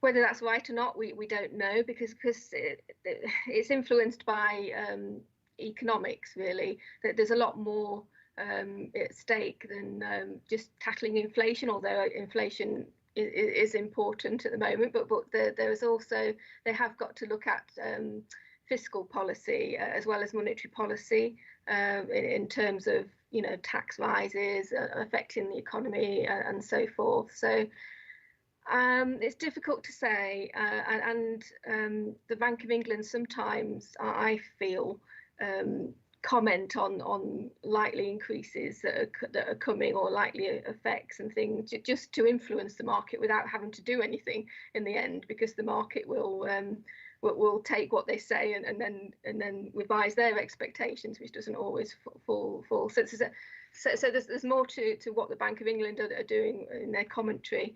But yes, inflation is a key at the moment, and there are different arguments as to whether the high inflation we're experiencing now is going to be set in stone, or whether it's just transitory. Like I say, there's a lot of costs going to be falling in the economy going forward, in terms of consumers having to pay higher national insurance and so forth. So that will impact on whether they actually have to raise interest rates to curb inflation too. So I can't predict it, but our advisors are sort of saying February time, and I think it will only be to 0.25%. That they're actually only forecasting increases of 0.25 for the next 2 or 3 years. So we're not looking at a major increase when it does happen. Thanks for that, Karen. Hugo. Just really a comment about yesterday. I know, as I say, we had a few IT issues, but all in all, I thought it was a very good summary of what Treasury reporting is all about. I think we all found it very informative. And I think in some sense there's perhaps quite a bit of scope actually that the council can work within in sort of some of the ways that we can utilise money in some sense maybe better even for locally, but we'll see what comes out. But it was certainly a very good start and opening into the world of Treasury management. I think the hardest thing for us though is that it's like anything, isn't it? If you live in that world all the time, it's easier. When you sort of, as councillors, sort of get bombarded with sort of 70-page documents and trying to absorb it in one hit every sort of period in time, it's quite a challenge, but it was good. Thank you. I think you're right. Yeah. Hilton. I was just going to make a comment, although the officer which is a really good report, but sort of touched on it. I think one one of the issues is over the last few years, people have got used to low interest rates. And in terms of economic policy, you spend, you buy, you get used to that. And I have to say, I think there's an inevitability that interest rates will go up to to reduce inflation. It's the only way you can really reduce inflation, I think most people would argue. The problem is that the downside of that is it will choke off economic growth. And that's a problem. On the other hand, if the council's got investments and interest rates do go up, it gives us a few more quid perhaps to play with. Good for savers, not good for business people and mortgage holders. As for fiscal policy, I can understand why they've put 2% on national insurance for the health service and care sector. I think most people would argue that they understand that and such like. But I think the country at the moment, both business and individuals, we're to a point now, I don't think there's any scope for increased taxation in terms of fiscal policy. I think we're getting to a point that we're overtaxed, and I think this borrowing that they've taken out over the COVID period. I mean, I've made comments at council previously, as you know, Councillor Parker, about borrowing, but there's a certain inevitability that the government had to borrow, and we've all heard a number of people say over the last couple of years that we're almost in a war-like situation where the government in the Second World War literally had to borrow hundreds of billions. And I think the idea that we're going to pay that off in 3 years through increased taxes is an absolute nonsense. And I do think that the debt needs to be paid down over a longer period, probably using bonds, much the same as they did after the Second World War. Because I think we're getting to a point that the public won't stand much more taxation. And of course, interest rates going up, you could argue that's a form of taxation because mortgage rates will follow as sure as day follows night. So, and my big worry is that we have fragile economic growth. I know there's been a bounce back, of course, after the vaccine and people getting back together. But really, the growth, the productivity is very fragile at the moment. And although interest rates will go up, I think probably they're not. I don't think they're going to go back to what they were in the 1980s, 16 and 17, 18, 19%. God, I hope not. I think something we can all agree on for that. Okay, thanks. Anything you want to anything that was said by Councillor Spratt that you want to comment on, Karen? No, I think the council has summed the government's dilemma up very, very effectively. These are the issues that they're having to look at. So it will be interesting to see how it pans out. And there's such, a lot of factors influencing everything, and no doubt, and I don't think we've seen the last of the COVID impact either, really. So yes, that is the dilemma the governments of the day have got. Okay, thank you. Anyone else? Yeah, Tom. Thank you. Chairman, it relates to Councillor Spratt's point that in terms of taxation, we are now taxed more than we were under Attlee during the war. So Councillor Spratt is quite right. We cannot tax at either national level or local level anymore.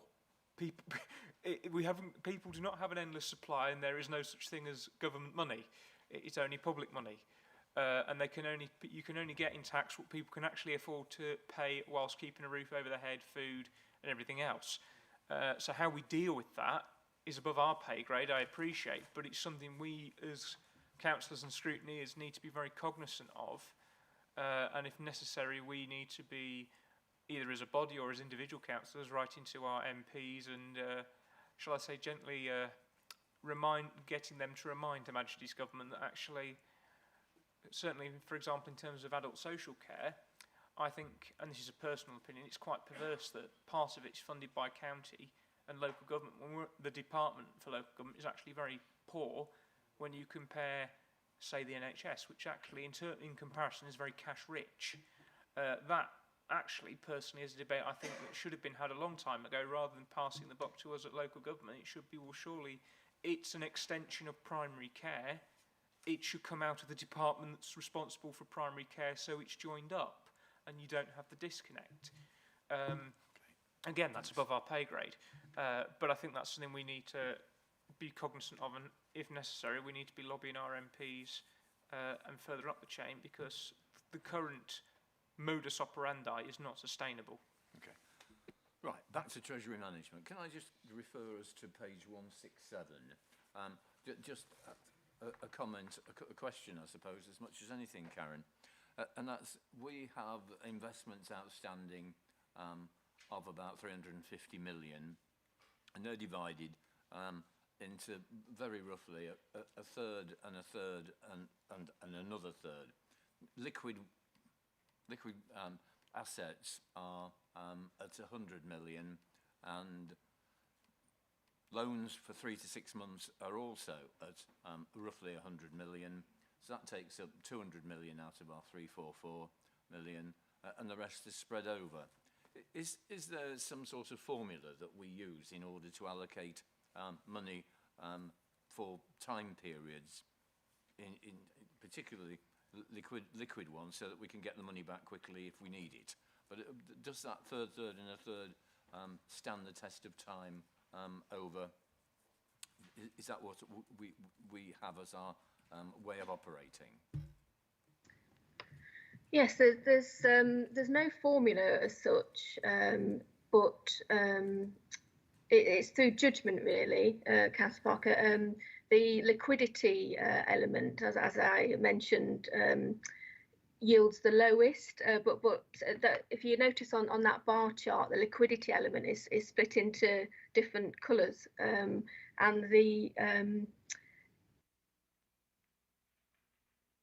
they're sort of split between call accounts, basically, which have got different call periods. So although we call them liquidity, it's call as well, and money market funds as well. And the money market funds are instant access call accounts, so they yield the lowest. And as I said, that now we've got a bit more of a stable cash flow, I can keep that as low as possible. Whereas previously, in previous years, well, last year, I had to keep that fairly high because we had uncertain demands on the cash that was coming in to the authority from the COVID grants.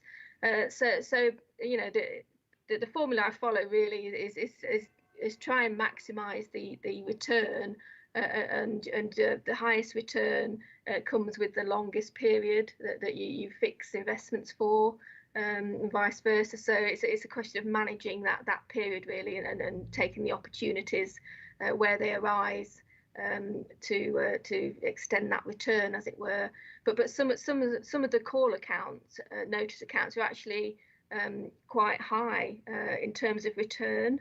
And you can see that on the box on the bottom left of that page, where on the orange, the russet colour, you can see the call accounts are yielding 0.33%, which is you know, is quite high and higher than actual fixed deposits at this time. So it's only really the money market funds, and that's the green box there, the 0.027. You can see that I limit. So it's just a judgment thing, and trying to extend periods to maximise the return overall. Thank you. Anyone else?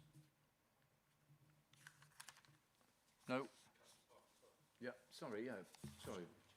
Go on, Richard. It's just to follow up on that, really. I mean, looking at the graph for the 6 to 9 months, and then the 9 to 12 months, there's the bonds. There's probably about £60 million there, isn't there? Looking at them two, and I just wondered whether that is the right amount to have there, I suppose, and whether it should be reduced or increased. I suppose following on from your question, really, is that just something we want to put under review, I suppose? And I suppose the difference between the 331 and the 0.27, I mean, exactly how much that would actually give us if we did move it, I suppose. Yeah, any comments on what Richard said? Karen? Oh, sorry. Yes. So, yeah, I mean, like I said, the way that I am sort of trying to beat the benchmark set against is to sort of lengthen our weighted average maturity of returns. And at 30th of September, you can see it was 144 days. So those instruments at 30th of March that had 6 to 9 months, 9 to 12 months period to go is contributing to that weighted average maturity. And the bonds within there are just instruments that we can purchase with a fixed end date as well. So that they're so that's part of the strategy really, and that's why we've got those outstanding. Yeah, as opposed to what difference money market fund rate would on the call. I can't do that in my head, but I could work it out on £1 million. 1% on £1 million is 10,000, is it? You got me on the hop, but yeah, I can work something out. But it's they're all low rates, aren't they? Really, a yield of 0.23% is still relatively low at this point in time. Yeah, has that answered the question? Okay. We can discuss this outside the meeting if you like. Okay. Thanks. If we move now, if there's nobody else who wants to speak, actions required by the board. We've reviewed the report. We're going to pass on any comments to the Executive Council for Resources, Communications and Commissioning. Yep. I propose that the board has reviewed the report. We are satisfied with the Treasury management activities and performance for Q2, and that our comments be passed on to the relevant Executive Councillor. Can you raise your hands if you agree? Thank you. Anybody disagree? Any abstentions? No. That's agreed then. Thank you. If we could now move on. Okay. People management update. Thank you, Tony, for waiting so long. I think we ought to be a round of applause. 3 hours. It broadens your knowledge. Exactly. Very informative. On people management update, quarters 1 and 2. An update from Tony Kavanagh, Assistant Director, HR and Organisational Support. Thank you, Chair. So on to the important matter of people management. So I'll try and keep this brief. I'm conscious members have been waiting some time in today's meeting. So really today is just to give a summary of the position primarily around our sort of HR management information, as well as an update on some of the projects. In terms of the management information you'll have in front of you, this is the first report to SMB that is of more contemporaneous nature. Previous reports have been to some extent 2 to 1 quarter behind because of the reporting process, but thankfully through to the development of the management information dashboard and, as discussed earlier today, the BI intelligence software and support, we're able to bring a far more contemporaneous account of where we are. So in terms of sort of the pertinent issues, I think I firstly want to focus on voluntary turnover. Obviously, colleagues will be aware that turnover during the pandemic here, during the last 12 to 18 months, and the pandemic has steadily reduced to a sort of all-time low at the end of last year, at the end of the last financial year, of about sort of 6%. But as we've seen a lessening of restrictions, we've seen a steady rise to the end of Q2 this year to 8.34% of voluntary turnover, which is starting to come back to sort of pre-pandemic levels. There's been a slight dip, which won't be in your report, in October to 8.26, but nothing particularly radical. So I think it's fair to say the upward trend is continuing, albeit it's sort of abated ever so slightly. And I think it's just compounding on the fact that we've had a number of issues around around attraction and retention of some key roles before the pandemic, and I think clearly the pandemic saw a stabilisation and a reduction of that, but we've just gone back to, I think, where we were in 2000 and the end of 2019, early 2020. So we need to sort of be clear on that particular figure in terms of turnover. Obviously, we do have the people strategy action plans and actions on attraction and retention. So we're not sitting on our hands in terms of what we are doing, but it's just to note the fact that it is on the rise, albeit nothing significant at this rate. In terms of agency spend, not surprisingly, because of the knock-on as a result of higher turnover, we have seen a fairly big growth in spend on an agency, particularly in our children's services and adults, which is probably no surprise to colleagues.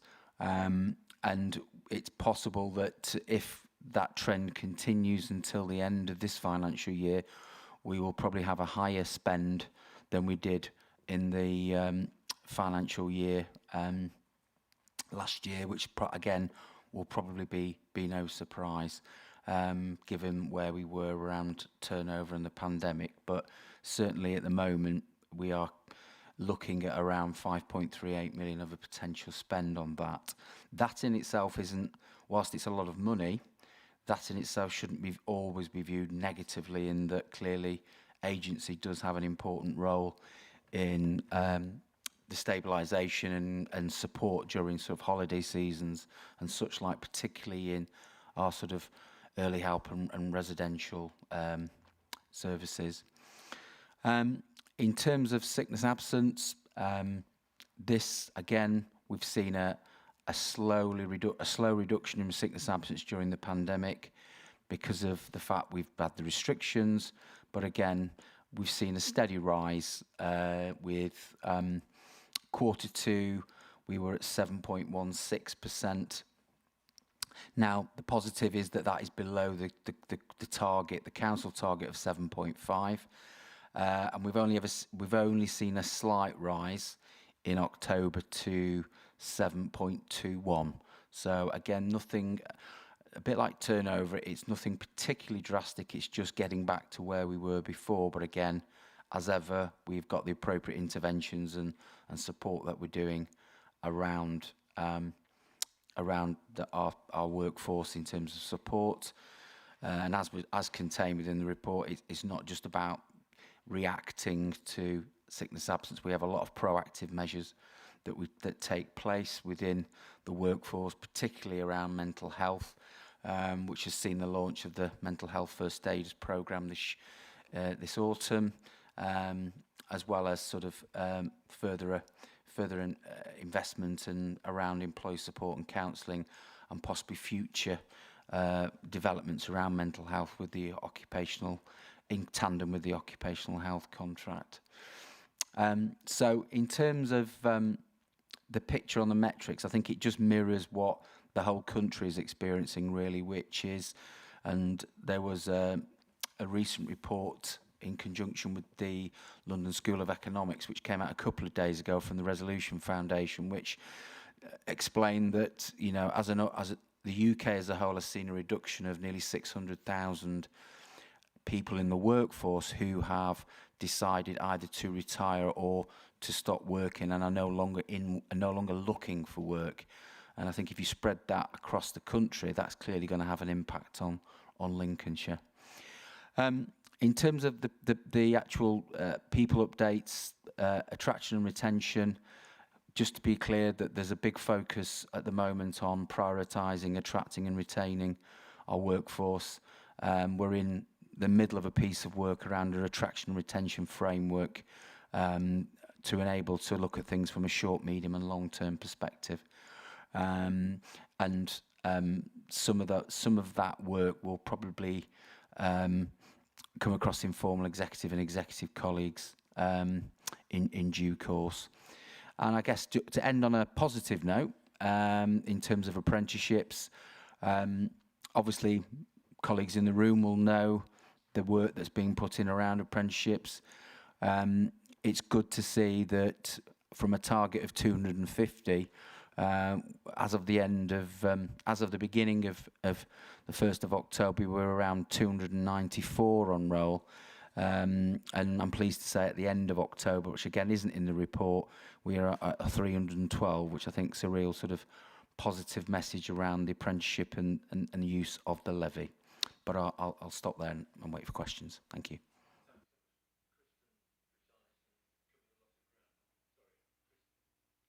Chris, precise and covered a lot of ground. Thanks.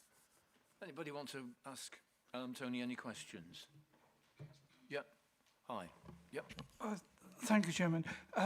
The 7.5 target for sickness absence to me seems rather high.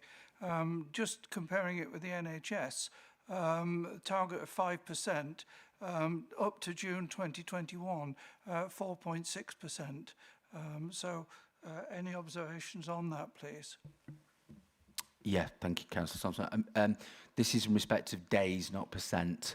So the 7.5 days, roughly in my head, is around about 4.5%. So it's similar, but yeah, it probably is. I know the NHS myself, having previously worked there, so it does focus more on percents. This is just about days per employee per year, if that helps. Thank you. Okay. Anybody else? No? Fine. So, thank you for that, Tony. If we could move on to the action required. Sorry? No, I just thought Councillor Thompson was speaking. No, so we can move to a vote. I propose that the board has reviewed the report from Tony and has been assured on the management information and the progress of corporate HR. Okay, can you please raise your hand if you agree that the report has met our expectations? Thank you. Anybody against? No. Any abstentions? No. Fine, thanks again, Tony. Final item, COVID-19 update. Sorry? Open Scrutiny Management Programme 15. Oh, yes. In my rush. People management. So, item 14 is COVID update. Oh, sorry, I apologise, Chair. I got the numbers as well. Okay, item 14, COVID-19 update. Michelle. Afternoon, Chair. It's not morning anymore, is it? Hope you can all hear me. Is that okay? Yep, fine. Thank you. Okay. Okay, so presenting this month's COVID report, focusing on our recovery work. We set out, as usual, the position. There hasn't been significant changes with regard to the national position since I last reported, and locally the work has steadied down into a positive pace. So I'll take you then through the data since our last meeting. So rates have changed since our last meeting, but in a positive direction. We've got 404 per 100,000 as of the 22nd of November, apologies, whereas in the 25th of October, we were reporting 521.4 per 100,000, which is a very good road in the right direction. We've got 22nd of November, the number of cases reported in the 7 days in the last 7-day period was 3,999 in comparison to the figures reported on the 25th of October, which was 3,996. So again, in the positive direction. With regard to the deaths reported in the last 7 days up until the 24th of October for Lincolnshire, it was reported as 7 in comparison, unfortunately, to the 7-day period up until the 21st of November, where it was reported as 16. We have to remember that the reflections on and numbers of deaths do tend to have a lag in comparison to the case rates, and so that is as expected, although again very sad to see those figures. With regard to the number of vaccines administered, up until the 17th of October, Lincolnshire had delivered 1,131,705, and as of the 14th of November it was reported as 1,145,465. So again, all of that is going in the right direction, and is as we were perhaps advised by our public health colleagues as the trajectory of travel. So as we move through there, we've also again reiterated our position in regard to our national and regional neighbours, and as you can see again, that trajectory is coming down in most instances, although you can see there that North East and North Lincolnshire again their position is similar. When we move through then to the more in-depth data, I'll have to answer any questions on that, but won't go through that in any detail. And I will now set out the position with regard to where we are with regard to the recovery work as we now speak. So the most recent meeting of the Recovery Strategic Coordination Group was on the 4th of November, with the next one set for the 2nd of December. We received assurance presentations from the Business and Economy Group, Enforce, Engage and Comply Group, and a representative of the Lincolnshire Event Safety Partnership. The direction of travel was reported from all three of those representatives was a positive one, and that there was stability in those sectors, although there were ongoing vulnerabilities and risks. Those plans were in place and at an organisation and agency level to address those vulnerabilities. That built upon the assurance provided in September, October by other colleagues from different parts of the sector, which I'll go over in just a moment for you to refresh your memories.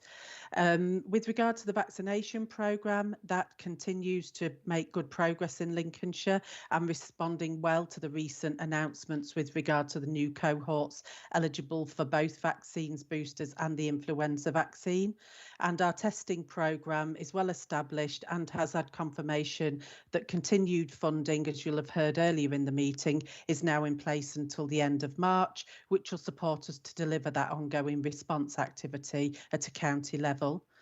Our media and communications is in place, and the focus is currently on the encouraging pregnant women to come forward and have their vaccines. Anyone who was taking note of Chris Whitty's most recent announcement, he did have concerns that that cohort weren't taking up the vaccine in line with the other cohorts as expected.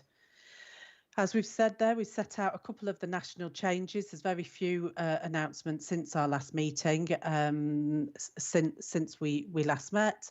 And so I'll focus now on our details of our recovery exit planning.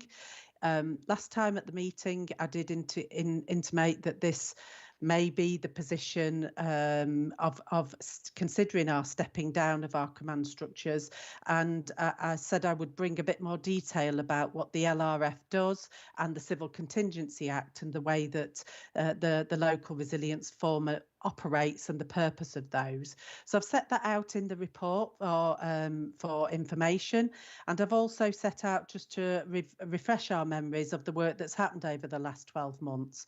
So early in spring, we provided a planning and preparation phase.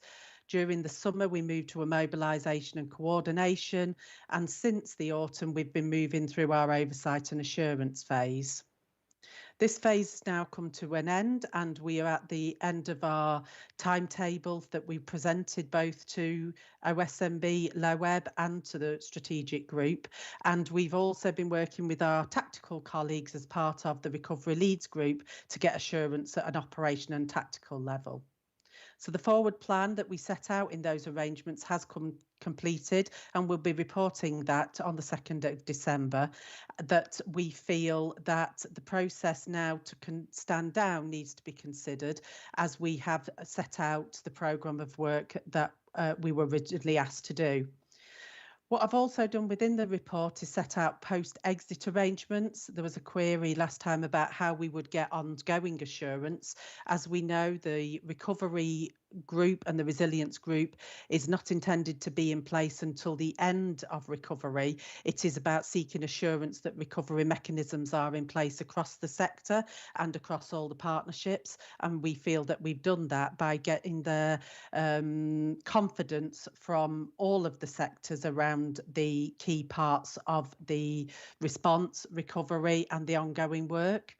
We've also set out there the contacts and the main contacts, so the health protection team will continue to respond and reflect and support both the communities, the schools and ongoing organisations. The LRF Warn and Inform group, which is our communication partnership, will continue to be in place as part of our core business, and the emergency planning team will continue to support all of the necessary arrangements under the Civil Contingencies Act. So in conclusion, our three overarching themes for recovery was to focus on health and well-being, business and economy, and the community and voluntary sector. And we've sought assurance from presentations from representatives from the NHS, public health, education, both primary, secondary, FE and HE, community and voluntary sector, the business and economy sector, the Engage, Enforce and Compliance Group and the Event Safety Partnership.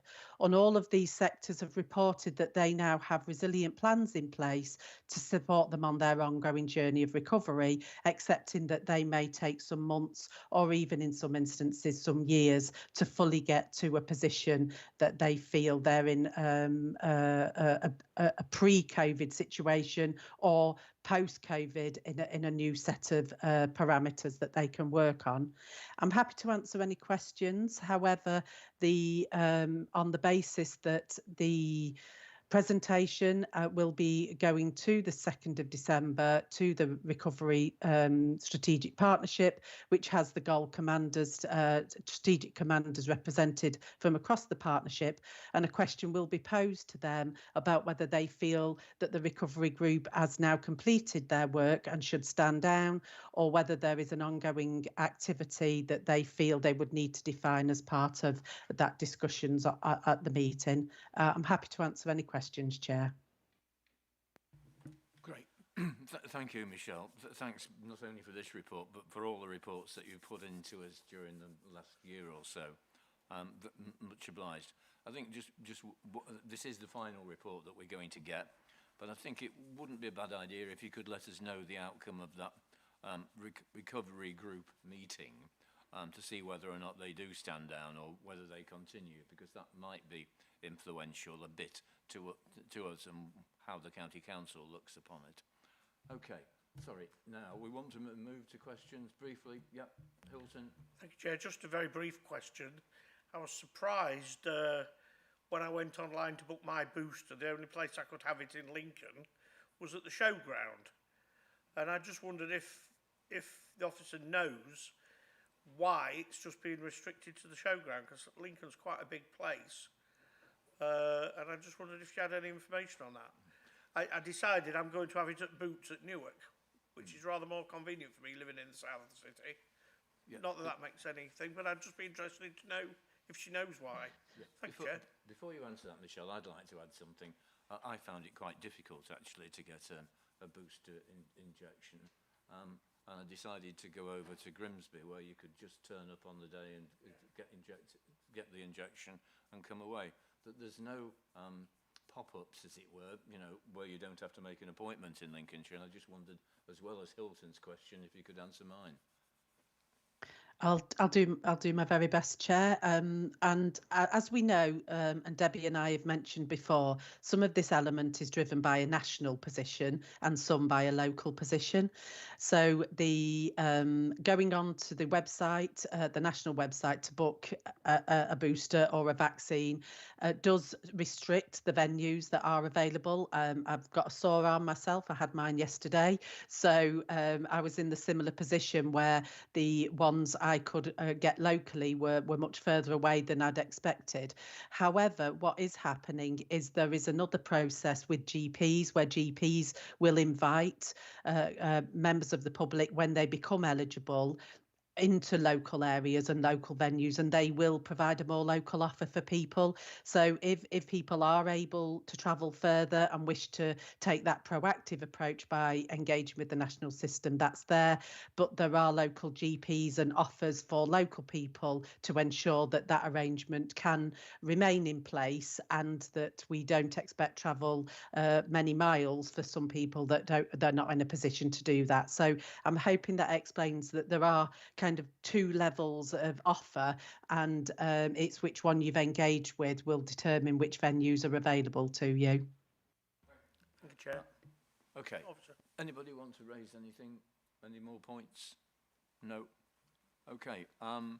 We're invited to consider the report and provide feedback on the update presented.